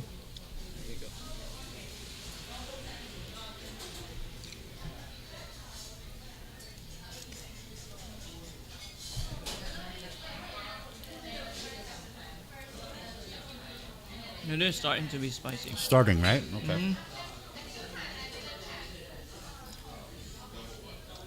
So while I was cyber stalking you for the interview, I found out Pitch 2021. Yeah? Maybe you could kind of explain a little bit of the story behind that event. Yeah. I believe I got that too on here somewhere. Yeah, it's going to get there a little bit, right? It is. High school RTI. Now, Pitch 2021, man. What is that event about? Pitch for 2021 is the event that I mentioned earlier. Okay. Where we invited venture capitalists. And this was at Space. This is at Space 21. And for the longest time, when people think of pitching to venture capitalists in an event, it would have to be a prepared presentation, like meaning you would have to have your whole 30 minutes presentation deck, and then they get to ask you questions. Okay. I felt like the traditional way. Yeah, right? I felt like we need to give startups a chance to just pitch whatever their idea is and listen to what venture capitalists or angel investors would say on how to improve it or whether they're interested. Yeah. Something like the Dragon's Chamber, right? It's a little bit similar, right? Beautiful. I love it. That's the Dragon's Chamber is a big event. Dragon's Den. No, it's Dragon's Den. Sorry. The Dragon's Den is the one that Elias does, right? Correct. Yeah. It's a bigger event. I know I was supposed to go this year, but a few of my guys called in sick, and I was like, no. You will have to prepare pitch presentations for the Dragon's Den, but for the pitch for 2021, all you need to do is like a 2 minutes pitch, and then the venture capitalist or anyone in the audience could ask you questions for like 3 minutes. Okay, beautiful. That's beauty, man. I love that. Okay, now this drink makes sense. Now it makes sense, right? Yeah. And the milk is even stronger if you need. Yeah, no problem. All right, you have another question. Yes. I do, man, for sure. The pitch. So, Taiwan Observer is one of the I'd say probably one of the biggest foreign channels, like for Facebook and stuff like that. You should interview him. I actually know them well. Yeah, I know them well, and I'm trying to get them on. They're super busy, but I definitely. When I approached Taiwan Observer for a potential interview about my book, I was surprised that they actually were so willing to accommodate me. And the reason for this is I've always seen Taiwan Observer as quote-unquote media entity who looks at the lives of foreigners in Taiwan in a very different perspective. Okay, It's not something that you can point your fingers to like, oh, this is how they do it. No, they just show it in a way that it's unique to the two of them. They did an interview with you, right? On Facebook. I checked those out, and it was good. Yeah. Yeah. So actually, one of my very first, before I did like the Wing Style Live in Here podcast, we had a little restaurant, not restaurant. We had a little office, and I turned a little corner of my office, into a little studio with a green screen and stuff. And one of the first, I believe it was episode 2, I had one of them on there, and it was good. It was good, but I feel now it's kind of revamped with this. I definitely would like to get them back in. Yeah, for sure. Maybe both at the same time. I could do 3 mic, and it'd be cool. Yeah. You know, Taiwan Observer is my go-to recently for interpreting the COVID-19 cases in Taiwan. Oh yeah, for because sure. They actually do it like really quite fast. Like if there's a report from the CDC, Taiwan Observer will put up like a similar post that shows how many local cases, how many. I love that. Yeah, no, I actually use them for a lot of stuff as well. Yeah, information-wise, I mean, yeah. Like I think. They used to have something called the Daily Dose, right? And they would talk about the news for like a minute. That was I loved that. So bring that back if you guys are checking it out. The Daily Dose, they would come and they do like maybe 1 or 2 minutes of like the daily news, and I'd be like unbiased. this is what's going on. I'm like, okay, I know what's happening. But yeah, I think they're fantastic, man. I love those guys. They're great. I'm just checking stuff out. Yeah. Oh my gosh, we have a lot of we have some questions on. My bad, man. Oh, sorry, questions. guys. I've been missing that out. Where are my questions? I'm right here. Okay, there's some questions there. Hi, this is Kaya. I'm right here. Oh, hey, hi. Oh, I'm Hi. sorry I missed that earlier. My bad, Kaya. I'll buy you an ice cream next time you're in. Damn, there we go. Yeah, so, well, we'll get some more later. But yeah, for sure, man. I think the Taiwan Observer guys are awesome. And yeah, I'm trying to get them back in. Yeah, for sure. I think this, like I was talking about The Office, we recently, like I was saying, I bought out my partner. And one of the first things we did was we closed The Office because it was unnecessary right now. So yeah, we did that, and yeah, now I'm gonna have some more free time to do some stuff. And like I said, I want to go out, maybe not like quite a vlog style, but I want to go out and do some more videos outside and do some a lot of food stuff and just a lot of like, I'd love to go check out the space and make a video and just for fun. I think there's, like I said, again, it's cool people doing cool stuff. So I'd like to share it. I'd like to check it out too. Yeah. Yep. We'll be out to check it out for sure sometimes. Are you guys open through the whole Chinese New Year? We will try our best, yes. Okay. Yeah, it's tough. It's a tough one, right? What about the Impact, the Taipei Impact Group, Impact Entrepreneurs Meetup Group?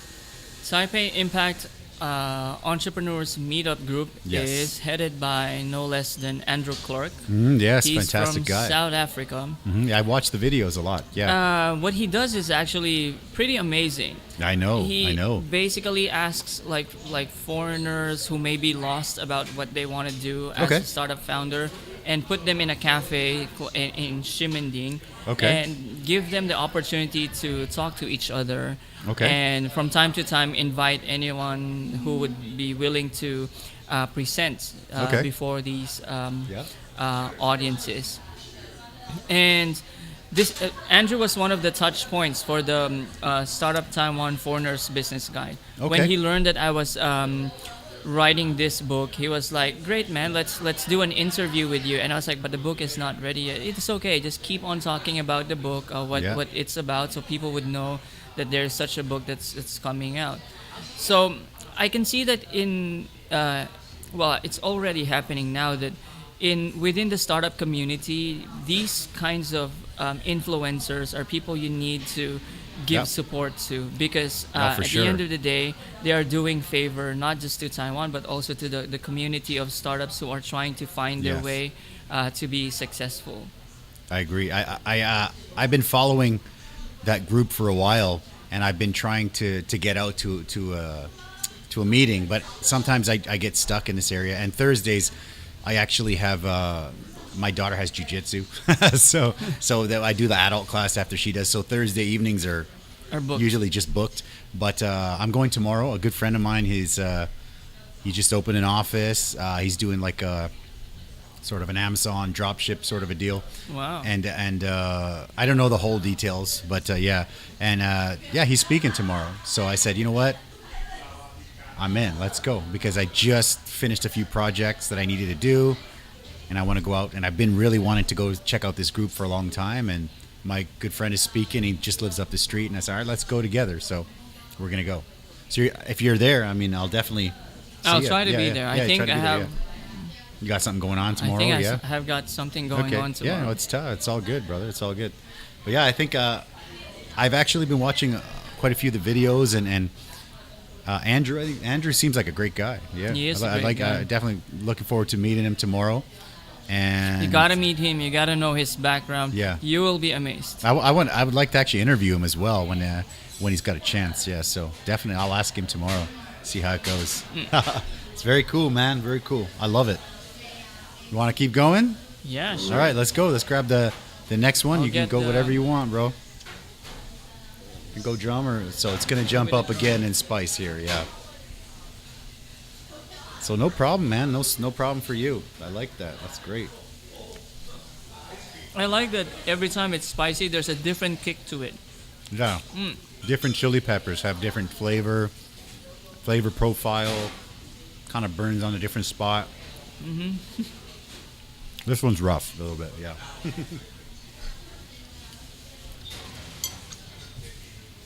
Ooh. I'm sure I have a friend named Erin Clark. She knows that I don't like spicy. Okay. But this one, I just keep on eating it. Okay, cool, wow. And it means it's good news. I when I make a sauce, it has to taste good. It can't At just... the end of the day, Yeah. being spicy is not about just making it hot. Yeah. There should be a reason when you do it. So this one I make this hot sauce for the restaurant because some people want really spicy. Ooh, that is a spicy one today. That kicked it today. Oh, I'm gonna get some milk. Yeah.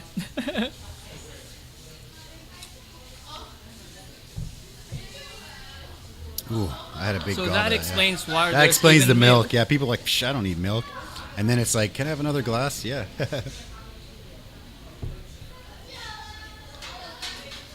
So this one is because sometimes you get people that come in and they're like, how come nothing's spicy? It's a Mexican place. It's supposed to be spicy. Oh, you should be in Indonesia. Yeah, so that's why I had this, you know. So yeah, that's why I created that.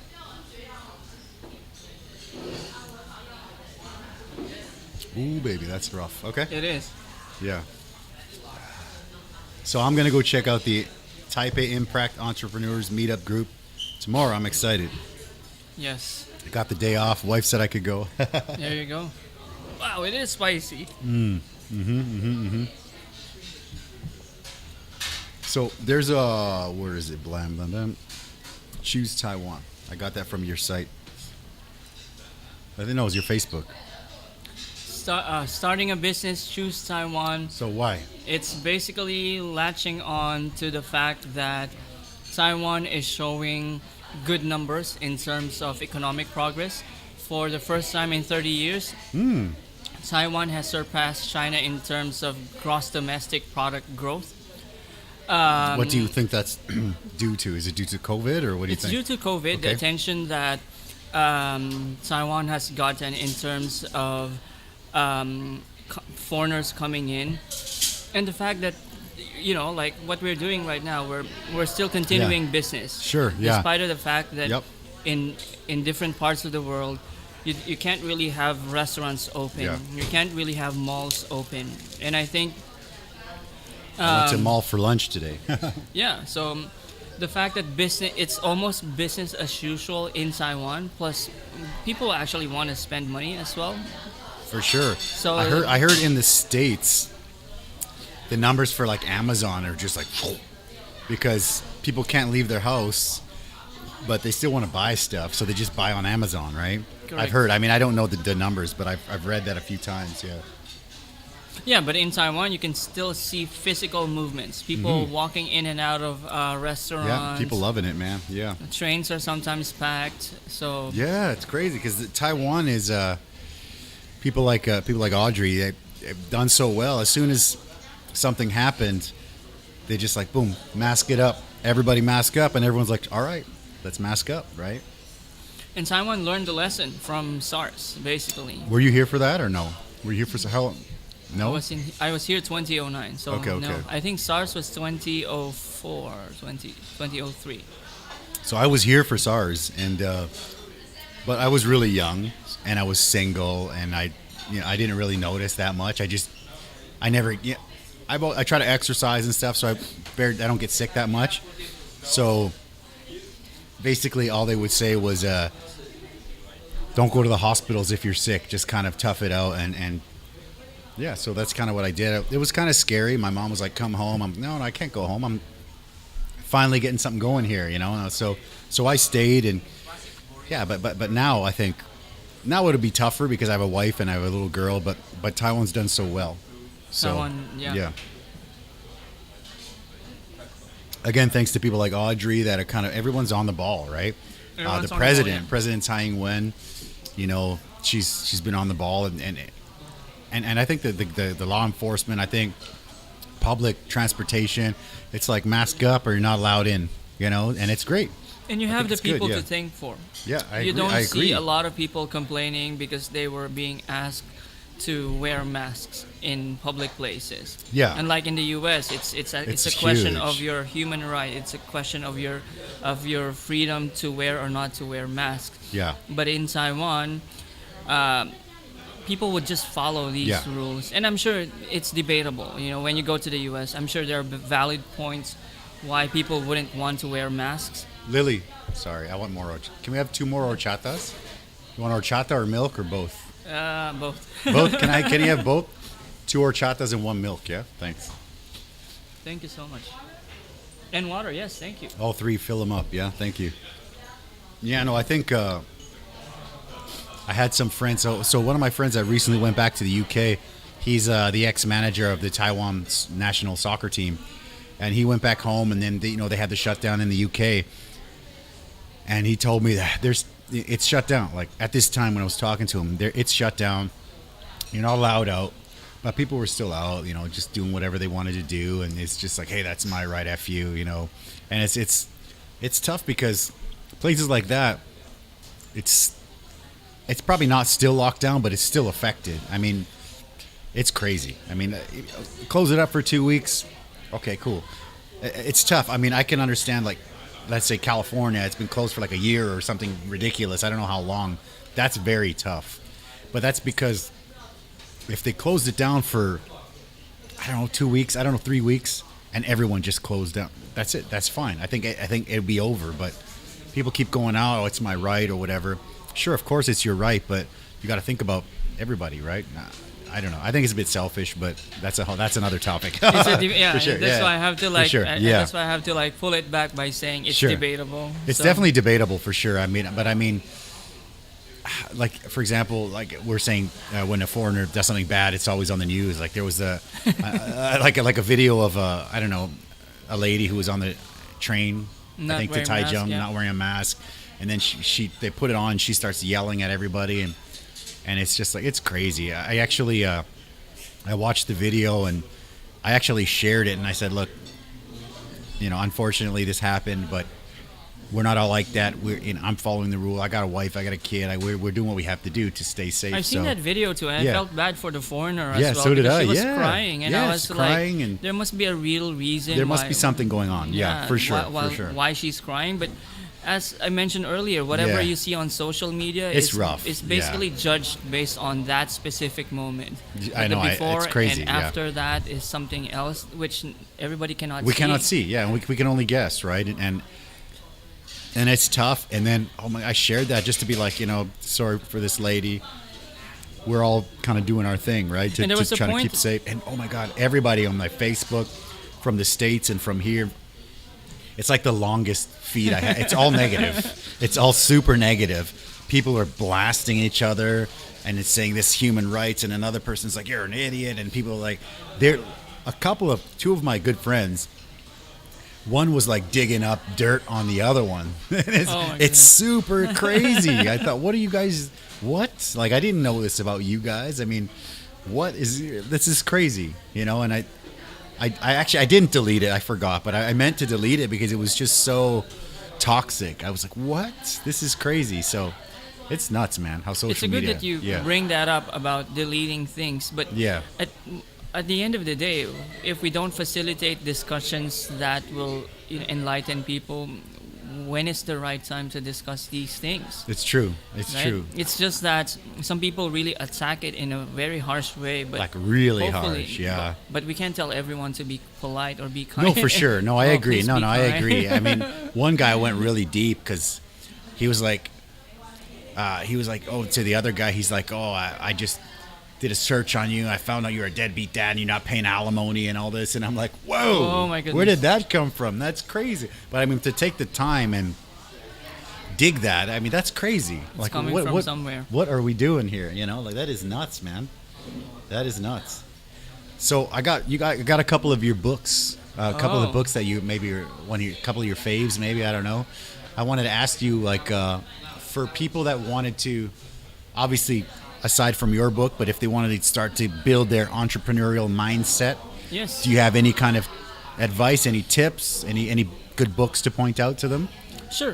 This first book is by Peter Thiel. It's called 0 to 1.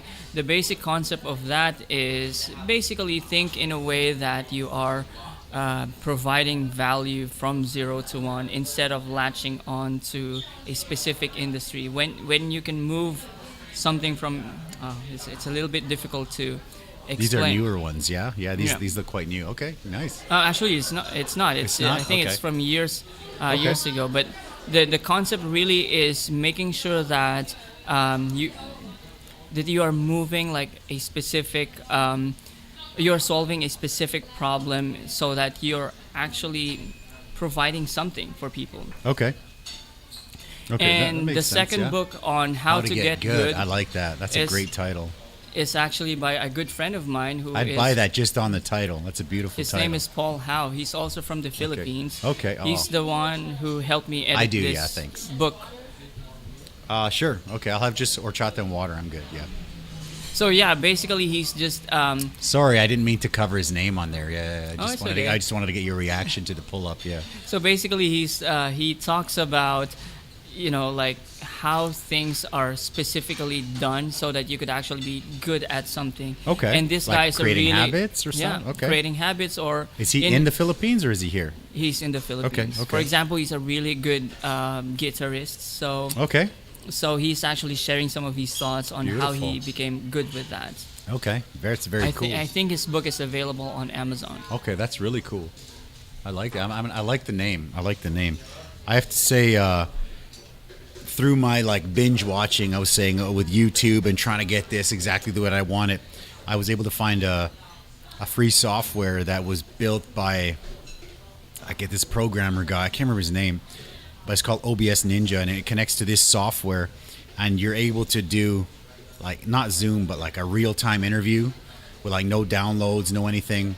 And with that, once I get the home sort of studio set up, I'll be able to interview people from all over. I mean, I can show you how to do it. Interview people from all over the world. You can interview your buddy there, and it's like live, real time. You'll be able to interview people, and quality's fantastic. All they need is a laptop or a cell phone, whatever. So it's pretty cool. The technology that's come out of COVID-19, I think, has been amazing. Like Zoom was booming, right? Yes. And Zoom's been around for a while. I've known about Zoom for years, and now it's just like everyone loves Zoom. It's funny. I have this. One of the purchases that I made recently was I bought some. There's a guy in the U.S. His name is the restaurant boss. Well, it's not his name, but his name's Ryan Gromfin. He's a restaurant boss. Shout out to him. He's got some really good restaurant sort of system procedure building processes, right? And so I bought his course, and it comes with some time to chat with him. So I chatted with him, and we did Zoom, and we set up Zoom. And it's funny. I said, use Skype more or Zoom, and he told me a story. He said that he's been using Zoom for years, and no one could figure out how to use it. And then everyone's like, just use Skype. It's easier. So then after years of trying to teach people how to use Zoom, he switched over to Skype, and then COVID happened, and then people are like, why don't you use Zoom, man? Get with the times, So it's a funny story because Zoom was just like, just shot up because I think COVID, right? And he's just like, So and for a time, funny. there was even a security concern, right, with Zoom. That's and right. How it's Yeah, being yeah. attacked, or sometimes, like people could actually just get the videos that you share. Yeah, I mean, I don't know how, but I mean, I think with technology, hackers, I mean, if they want to get it, they're probably going to get it. Gonna get You it, know what I yes. mean? I mean, like, I'm not encouraging it, but I'm just saying that there's.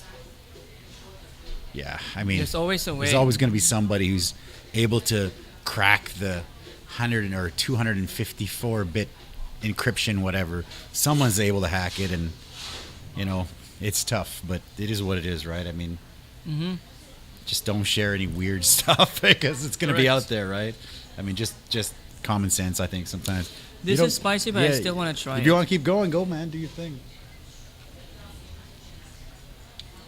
I just have to take it a little bit slower. No problem, man. We got time. I mean, I'm not in a rush tonight if you're cool.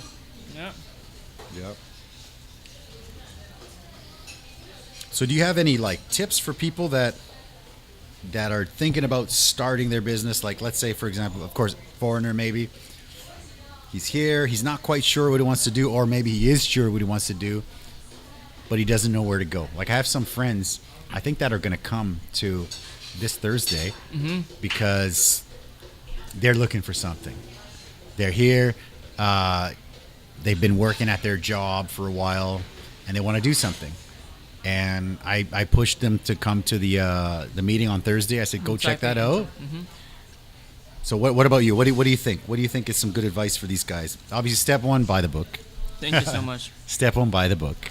I think the common misconception about someone who has an idea is you don't want to share it to anyone. Yes. Because it's your idea. But actually, that's a wrong thing. I think so. I agree 100%. You need to share your idea to as many people as possible and take in what's relevant and what's not. I agree. So what that means is that when you have an idea, you bounce it off with somebody, and your friends, your circle, people who are in the industry will help you build your business. And at the end of the day, you call the shots, whether what they told you is something right or something you wanted to do or something you don't want to do. But the first thing that you need to do is make this idea known to people. Yeah, I agree. And do basic search. Do a Google search. So if somebody comes to me and say, oh, my idea is unique, I would always tell this person, I bet you I could Google that, and someone is already probably doing it already. For sure, yeah. I also feel that that's a big problem. I mean, people think if they share it, someone's going to steal it. Someone's going to steal that idea. But I always encourage them to share. I mean, I get a lot of people because been doing this for a while. I get a lot of people that, they're like, hey, I want to, pick your brain, and we'll chat, and they'll share some of their ideas, and sometimes I think it's pretty good, and I always encourage them, just if you're down to try it, just give it a shot, right? Yeah. I mean, unless it's completely, but I mean, I think try. I think try, because you don't know if it's going to happen. I think start small. I mean, try something small just to kind of dip your toe a little bit, and then go for it. That's what I always think. I always think go for it. I'm a very really positive person, so I think give it a shot. What's the worst that can happen? I ask them, you fail, you lose this bit of money that you put aside to test out your idea. And test your idea, fail fast. Yeah, fail fast, and what's the best that could happen? You have a career, your thing blows up. I mean, like, I think the risk reward is good. I mean, unless you're spending 30 million NT and buying a building or whatever, that's tough. I mean, I don't know. I don't think you should do that. But I mean, get a spot. Like, that's what I did. I opened a stand. 30 million NT in a building. I don't think you can. You can't even get that here. I know. So now, it's a flat. Yeah. You can't get anything. Yeah, for sure. Yeah, maybe in Kaohsiung, or maybe not even. No. So yeah, you can't get anything. It's tough. But I'd say, like, we did that. We opened a stand. We weren't ready. We were wondering how you could open a stand. We were living in Dan Shui. We were walking down the street. There was this Thai milk tea place where you kind of it's Thai. I can't remember. It's the one where they kind of like they have the two cups and they don't stir it, and they kind of like pour it into each other. They don't stir. They kind of, and I'm like, okay, I don't know. But it's milk tea. I like milk tea, so we get that, and then basically, I asked the lady, I'm like, hey, we come here a lot, and how's business? And she's kind of like, I'm like, how do you even get a stall in this place? Like, who do you talk to? And she said, well, for this stall, the guy next door selling sausage, he owns the building, so you rent from him. And I said, okay, cool. And then she said, I'm done at the end of the month. So if you want this spot, it's open in like 3 weeks. And we were like, okay, cool. So we talked to the guy, and the guy's like, yeah, we're opening it up in 3 weeks. If you need it, you got, put your deposit down. And we're like, no, we're just inquiring. We're not ready, And he's like, well, these things go like quick in a market. Right. They're like, it's done, it's gone. So we're like, okay. So we went home. He's like, here's my number. Call me tomorrow, but it might be gone already. So we're like, okay. We go home. I talk to my wife. We eat some dinner, and we're like, should we try? What should we do? And we discussed it. We discussed. And then the next day we went with our deposit. We're like, all right, we're going to do it. Let's go for it. So we went for it. And I mean, I guess the rest is history, right? Yes. There's a lot of bumps in the road, but we just went for it, right? It becomes this nice restaurant. Yeah, that's right. It's become this, and it's funny because, yeah, I'm not starting with this. Yeah, right. Right? This People costs think so much money, and there's no way I could start with this. But a stand at that time, I don't know. I can't imagine the price is that much different. A stand cost like 10,000 NT. Okay. To get it customized was maybe another 5,000 NT with the equipment. So rent was expensive in the night market, more than people think. I mean, we had our one ping. It was 33,000 a month for our one ping. So we had the one ping. So okay, we were 2 months deposit or whatever. We paid that. So like $100,000, we were ready. It's like, all right, let's go. And that was it, you know. So we're like, if we lose $100,000, that sucks, but it's better than losing millions, and on the restaurant or whatever. And it was tough, man. It was a tough 100,000 is still quite a lot of money. Yeah. And yeah, I mean, I'm sure it was way less, but yeah, with deposit, I think two months rent is, I mean, yeah, we'd be 66 plus, yeah. So I would be under 100, but still, yeah. I know it's still a lot for sure. It's still a lot. It's still a lot, but yeah. And the reason why I mentioned this is based on my experience interviewing startup founders, they're really cut on so many costs. For example, instead of renting an office, they would rent a virtual office because I didn't even know what that was. A virtual office is basically an off. Oh, there you go. You got spicy. Okay. Oh, you got. It's milk basically It's basically an office address for your business. Okay, I know that. You're not physically present, but we receive your official letter coming from the government or from abroad, and so you just come in and pick up all those mails. Okay. So that basically is a virtual office. Oh, okay. So that for example, when you said virtual, I think like some 3D green screeny thing. Okay. I was like, oh, cool. That sounds cool too. Yeah. Okay. So you could probably be working from home, but anything official goes to your virtual office, and that costs around 2,500 per month. Okay, so that's lowest, I guess. That's quite low because the quotes that I've heard are quite a bit higher than that, depending on different places, I think. But I don't know because I right now don't need that, so I just get my stuff here. Well, especially if you just need a virtual office, whether your virtual office is in Danshui, as long as the cost is low, it should be okay for you because you won't go there anyway every day. Yeah, no, that's right. Yeah. So, for example, like you guys have this service, right? Mm-hmm. So if anyone needs one, you hit up this guy right here, Space 21, right? And I mean, is there a limit? Like, let's say you have your space, your office 21.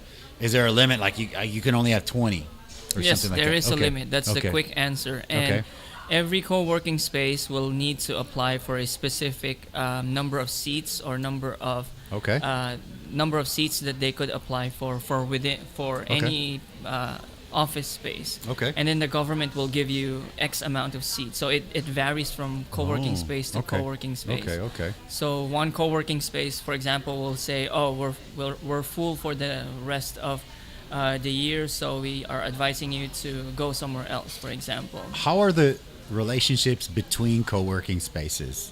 I'm just curious. Yeah. I haven't met anyone. You haven't met anyone else? Okay. I haven't met anyone from other co-working space, but I spy on them. Of course you have to. Sure. I registered on all their newsletters. Beautiful. Yeah, you have their to. social That's platforms. market research right there. Yeah. I try to look at how they promote their websites, and beautiful. This is why I know for a fact that many co-working spaces are just there to offer spaces, but not the actual full experience that full experience the startup founder would need. I love that. Are you guys getting more and more events in your place? We're having more and more I events. love it. Yeah, for example, that's in March, we're featuring one of my friends who own an app called Newly. Okay. He's basically going to talk to startup founders about self improvement, like being an influencer. This couple is like an influencer on Instagram with hundreds of thousands of followers. Yeah. Fantastic. And anyone right now could be an influencer, and you can actually earn money from it. For sure, yeah. I know quite a few. Yeah. Definitely, yeah. That's really cool. I mean, that's a whole other topic, but yeah, an influencer. I know people that are full time full time. I know a friend of mine, 2 friends of mine actually, that they're these 2 couples that like fitness people, and they're like they're making. I would imagine they're making. I don't know how much, but they're making good money. They're able to do it full time. That's their full time gig. They're influencers, and that's pretty cool. It's going to still be work. I mean, I would imagine from the outside, everyone thinks, oh, all they do is take videos, but no, there's for sure, it's still work. It's still going to be a job. There's a lot of thinking behind being an influencer. Let me know when that next one is, man. I'd like to check it out. Yeah, sure. Yeah. I didn't miss it yet, right? No, it's going to be in March. Okay, cool. Let me know. I'd love to check it out. Yeah. March. I don't even know what month it is. It's February. Yeah. that's the mark of an entrepreneur. Can you imagine we finished January already? Yeah, it flew by for me, and the last week. For a while, people were like bashing 2020, like, oh, F 2020. I was like, dude, if you're still bashing 2020, God, I know. You haven't moved on. You have to move on. Look at where we are right now. We're in February, which means you spent so much time complaining. It's crazy. It's crazy. You know, I took care of a bunch of things in January, some sensitive things, closing out the office and buying out my investor and stuff like that, which is good. And then I'm telling my buddy, I'm like, 2021, man, I got huge plans.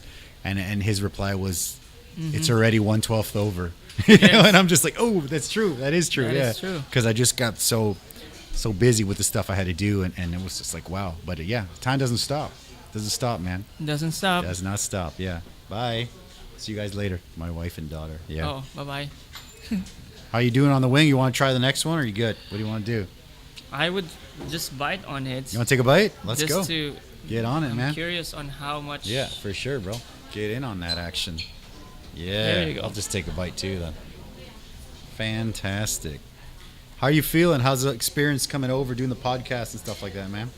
Give you some ideas for yours? Yeah, I have a lot of people lined up already. Beautiful. I cannot reveal the full plans, but no, of course not. Yeah. Got people lined up.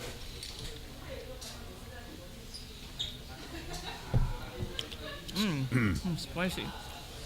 Oh yeah, it's a spicy one. Damn. All right.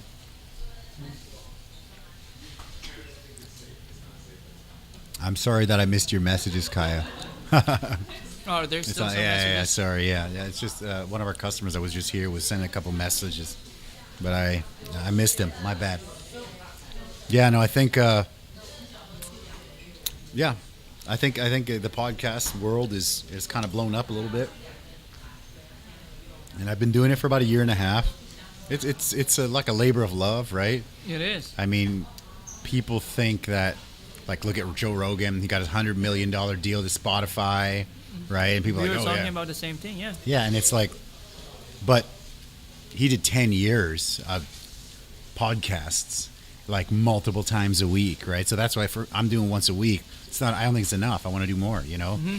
So that's why I have the homes. I can't cut my restaurant in half all the time. I can do it once a week, you know, but I can't do it 5 times a week, right? But that's why I have the home office sort of thing. It's looking good, man. It's looking good. But for other people, there's an entire crew that helps one person do his podcast. I know, it's crazy, so right? I'm not sure how to do that, but it's this guy right cost here. effective. Yeah, this guy right here. Yeah, I have an assistant, Lily. She's really good at it, but this guy helps me a lot. Oh, now. this one. This little stream deck right here. Not sponsored or anything, but it's awesome. I mean, it helps me a lot. Yeah, it's like literally like, check it out. I'll pull up all the pictures that I got of you. Ready? Mm-hmm. We'll do a little rapid fire of pictures. Blam. We already talked about That's that. Me, Jesus. Yeah. That's me with Audrey. Those are the books. Yeah. Choose Taiwan. Ooh, there's a quote. Delegating works, which is huge. That's one of the things I put that one in there because we never really were able to have free time or grow until we really delegated. Because if you don't delegate it, you know, if you look at a lot of mom and pop restaurants, they don't want to delegate because they want to do everything themselves. But when mom and pop turn 60, 70, 80, it's the end. Their kids see mom and pop killing themselves all day because they don't want to delegate. And then the mom and pop's like, all right, you're up. Now you're doing it. And the kid's like, hell no, I'm not doing that, right? So basically, yeah. You got to delegate. I think, anyways. That's my opinion. I think it's trust issue. You just have to trust people. You have to, hire people you could trust. And when you start hiring someone, show them that you really hired them for a specific reason by letting them do it. Agree. I love it. I agree 100%, man. That's a great picture, man. I think you're aging in reverse, dude. You know, like you look young. You look younger now. Oh, yeah. Thank you. You're aging in reverse, man. Benjamin Button. Thank you so much. There's your high school. Oh, I didn't bring up this one yet. Check this out. Blam. RTI. Maybe. RTI. What's the story behind the RTI? Oh, RTI is... Radio Taiwan Internacional. Yes. Yeah? Also, the guy was interested in asking me about the book. His audience is particularly French audience. Okay. So... Very cool. He called me to promote the book. And what I loved about his interview is at the end of every interview, he will ask a fast round questions. Oh yeah, like a rapid fire. Yeah, rapid fire. Yeah, sure. What's your breakfast for? What is your favorite breakfast? Okay. What is these things? Okay, that's cool. I've done that a few times. Okay, so it's good. All right, good. I like it. Very cool. And where's their studio? Taipei somewhere? Or? Somewhere in Taipei. I forgot where I. Fantastic. On this day, I took the cab because I think that's the best about taxis here. It's just like business card. Take me there, and they're like, all right, yeah. Yes. I love that. I've been doing that for so long. I don't have a car. People are like, how come you don't have a car? You're a business owner. I'm like, I don't need a car. There's no parking, man. I don't need a car. What else we got? Oh, there we go. I forgot to bring that guy up, man. Taipei Times. Yep, the book review by Taipei Times is a blessing. But it also required me pushing for it. So I sent media companies press releases about the book and like emails to every editor group. And I wouldn't get anything until Taipei Times picked it up and said, actually, we're interested for a book review. Could you send us copies? So I think most people wouldn't know to do that. Would you say that that's because of your journalist background, that you know that you're supposed to hit these guys up, like Correct, what you're saying? Yeah. I had no idea that was a thing. I thought they just call you and you're like, hey, cool, I'll do it. I didn't know, and I've been doing this business for 15 years. Yeah. So when I wrote the book, to me, I'm a marketer by profession. I love it. Yeah. So when I wrote the book, I also thought of ways to promote the book. And one of the practices of any marketer is to reach out to the media. Mm-hmm. And because my background was journalism, I love it. I was able to spin the whole book into something that they would be interested in. Oh yeah, I love that. I called it book on startup, book challenges the startup ecosystem in Taiwan. Something like that. Like, you know what that's going to help you with? That's also going to help you with YouTube making the titles for your videos. That helps a lot. When we do like clip videos and we do titles like that, those are the ones that kind of go bam. Yeah, that's cool. Yeah, very cool. I love it. I emailed them. They responded positively saying they're okay for a review. Okay. I sent them a copy of the book and the review came out. Fantastic. Congrats on that. It's beautiful. Got a couple more. Blam. Twitter. I don't know. I just thought that was cool. I can't read. I can't read. That's my previous manager at ASUS, Jeff Lee. He's a really good friend. Okay. And I think this is one of the testimonials by my manager back then on how ASUS was doing well on Twitter. Okay. Twitter, I mean, not that many companies are using it here, right? I think in Taiwan. What would you say about Twitter here as a social media marketing, all that? Global, it's big. Yeah, global Taiwanese companies would always leverage Twitter. Okay, like the ASUS, president Acer, does well, right? Okay. Yes. Okay, but I mean, like for a Mexican restaurant in Taipei, it's not really necessary You could still try it because at the end of the day, imagine your customers are searching you any time of the day at any point, and you should be present. Okay, beautiful. So, for example, if they search you on Instagram, then you should be serving them an Instagram-worthy photos. Okay. If they search you on Twitter, then something newsy and fast should be available. Okay. When you search you for on Google, you should be there basically. Okay, fantastic. I mean, we do have a Twitter thing, but I don't really use it much. But maybe I'll do. I just have so many hats to wear. Sometimes it's like, oh my gosh, where should I put my time? Right? Yeah. Oh my God. Yeah. And yeah, I mean, and then what's the new one? Clubhouse. People are like Clubhouse. I don't really even know what that is, but I'm gonna have to look into it. I got an invite. Yeah. I haven't. Okay. I haven't. You haven't really... checked it out. Okay. Good. I'm not the only one that doesn't know that doesn't know if it's something legit, right? I have no idea, man. Lamb, leadership. You got some leadership. What's your theory on leadership? So there are two types of leaders for me. Okay. One is someone who would impose his thoughts on people. Yep. He would really like push it, like, hey, we should think in Do this it. way. Think like me. These are the rules that we should do. And the personality of these leaders are very strong. They walk into the room. And, I know these kind of people, many of them. Yeah. which is very effective. Okay. But there is another type of leader, which I'm hopefully trying to be, which is someone who encourages people to do things rather than pushing my thoughts to them. I agree. Because at the end of the day, I also want to learn from my team, for example. Okay. So I would love to be the softer side of a leader than a strong leader, I guess. I agree. Both actually come into the room with a strong presence, but you actually are noticed in different ways. Like someone becomes approachable, the other one is like, okay, well, let's wait for what this person will say and let's do it. Yeah. I just took the words out of my mouth, man. Approachable, kind of almost like unapproachable, right? Non-approachable, right?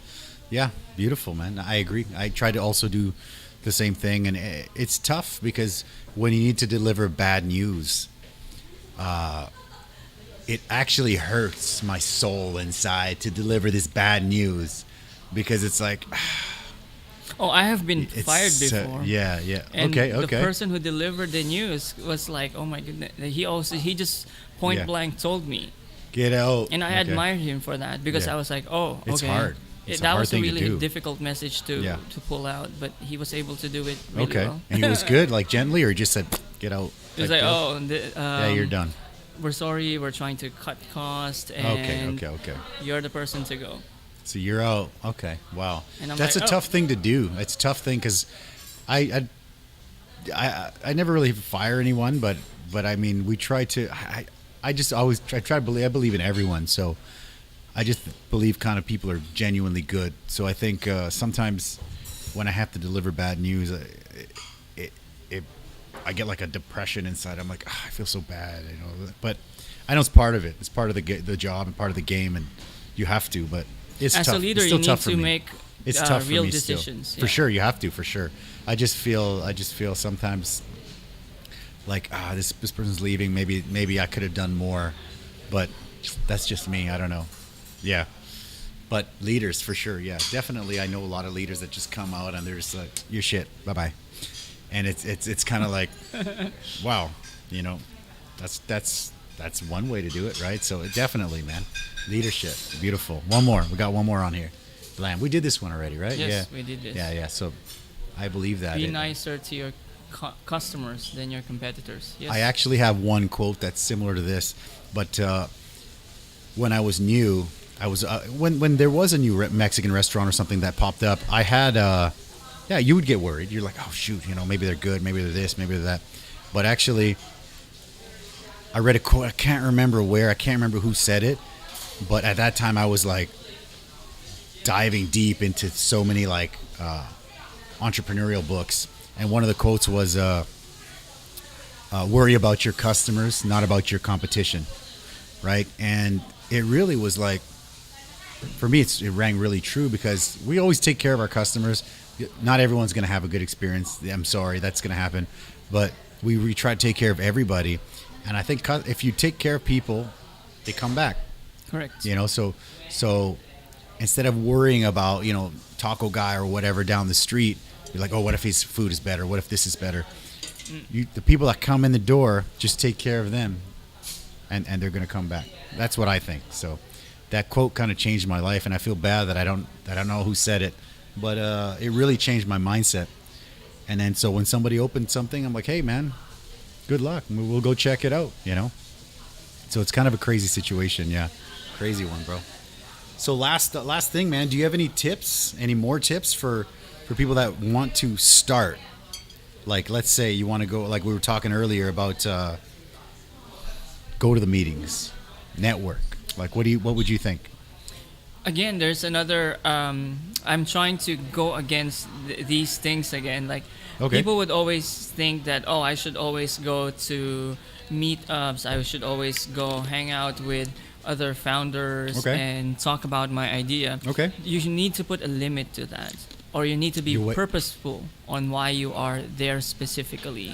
It's not about just getting value from other people. It's just you have to make sure that your time is well spent on these meetups.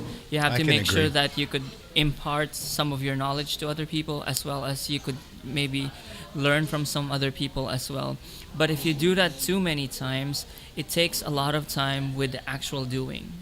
Can you just imagine if there's only two of you in a startup and one is, burning himself coding every night and day, and you're just outside, talking instead of like networking. And so limit the networking. Limit or pick and choose. Be purposeful. Be purposeful. That's beautiful. I think be purposeful. That's a great way to to end it off, man. I think it's beautiful there. I think you've done great. I can't wait to check the book out. I can't wait to check your podcast out too, man. It's beautiful. Thank you. I'm happy. I would be honored to be on it, man. And if you need any help, I'm already setting it up. Let me know. Photos of your setup because. Beautiful. Yeah, for sure. Like I said, I started with a GoPro and no lights and no anything, and we just grew it. And I mean, I've basically binged watched all the people that do this kind of thing, and I mean, I don't know everything. Nobody knows everything, but I got a pretty good idea of how to get it set up. So like we're trying to improve it every week. I just got pop filters, so if we pop, you won't hear that like plosive on there, right? Of course, we had some customers earlier that were saying, there are the other ones that are, nice and big, and they're actually more effective. But if I've got a big thing like this on my face, you can't see my face, can't see your face, right? Yes. So this is, I think, you gotta set it up slowly, piece by piece. All of this stuff cost quite a bit, but we didn't start like that. I started with these mics are new, but I started with we do karaoke now. I started with my karaoke mics, really like super duper cheap karaoke mics and a GoPro, and that's it. And now we slowly start to grow it. We got these little stands that have these little sort of shock mounts on there, and so slowly, man, we're getting there. But if you have any questions, let me know. For sure, yeah. And if you guys want to get the book, the bookstores have it, right? Asleet, right? Asleet has but also, I have a link to your website, to your business page. I have all that stuff in the links description below. And do you have anything else you want to say before we cut it? I'm good. Thank you. All right, guys. Thank you guys for watching. Thank you for coming, my man. Thank you for inviting me. Hey, my pleasure. I'm looking forward to being invited on your show. Sure.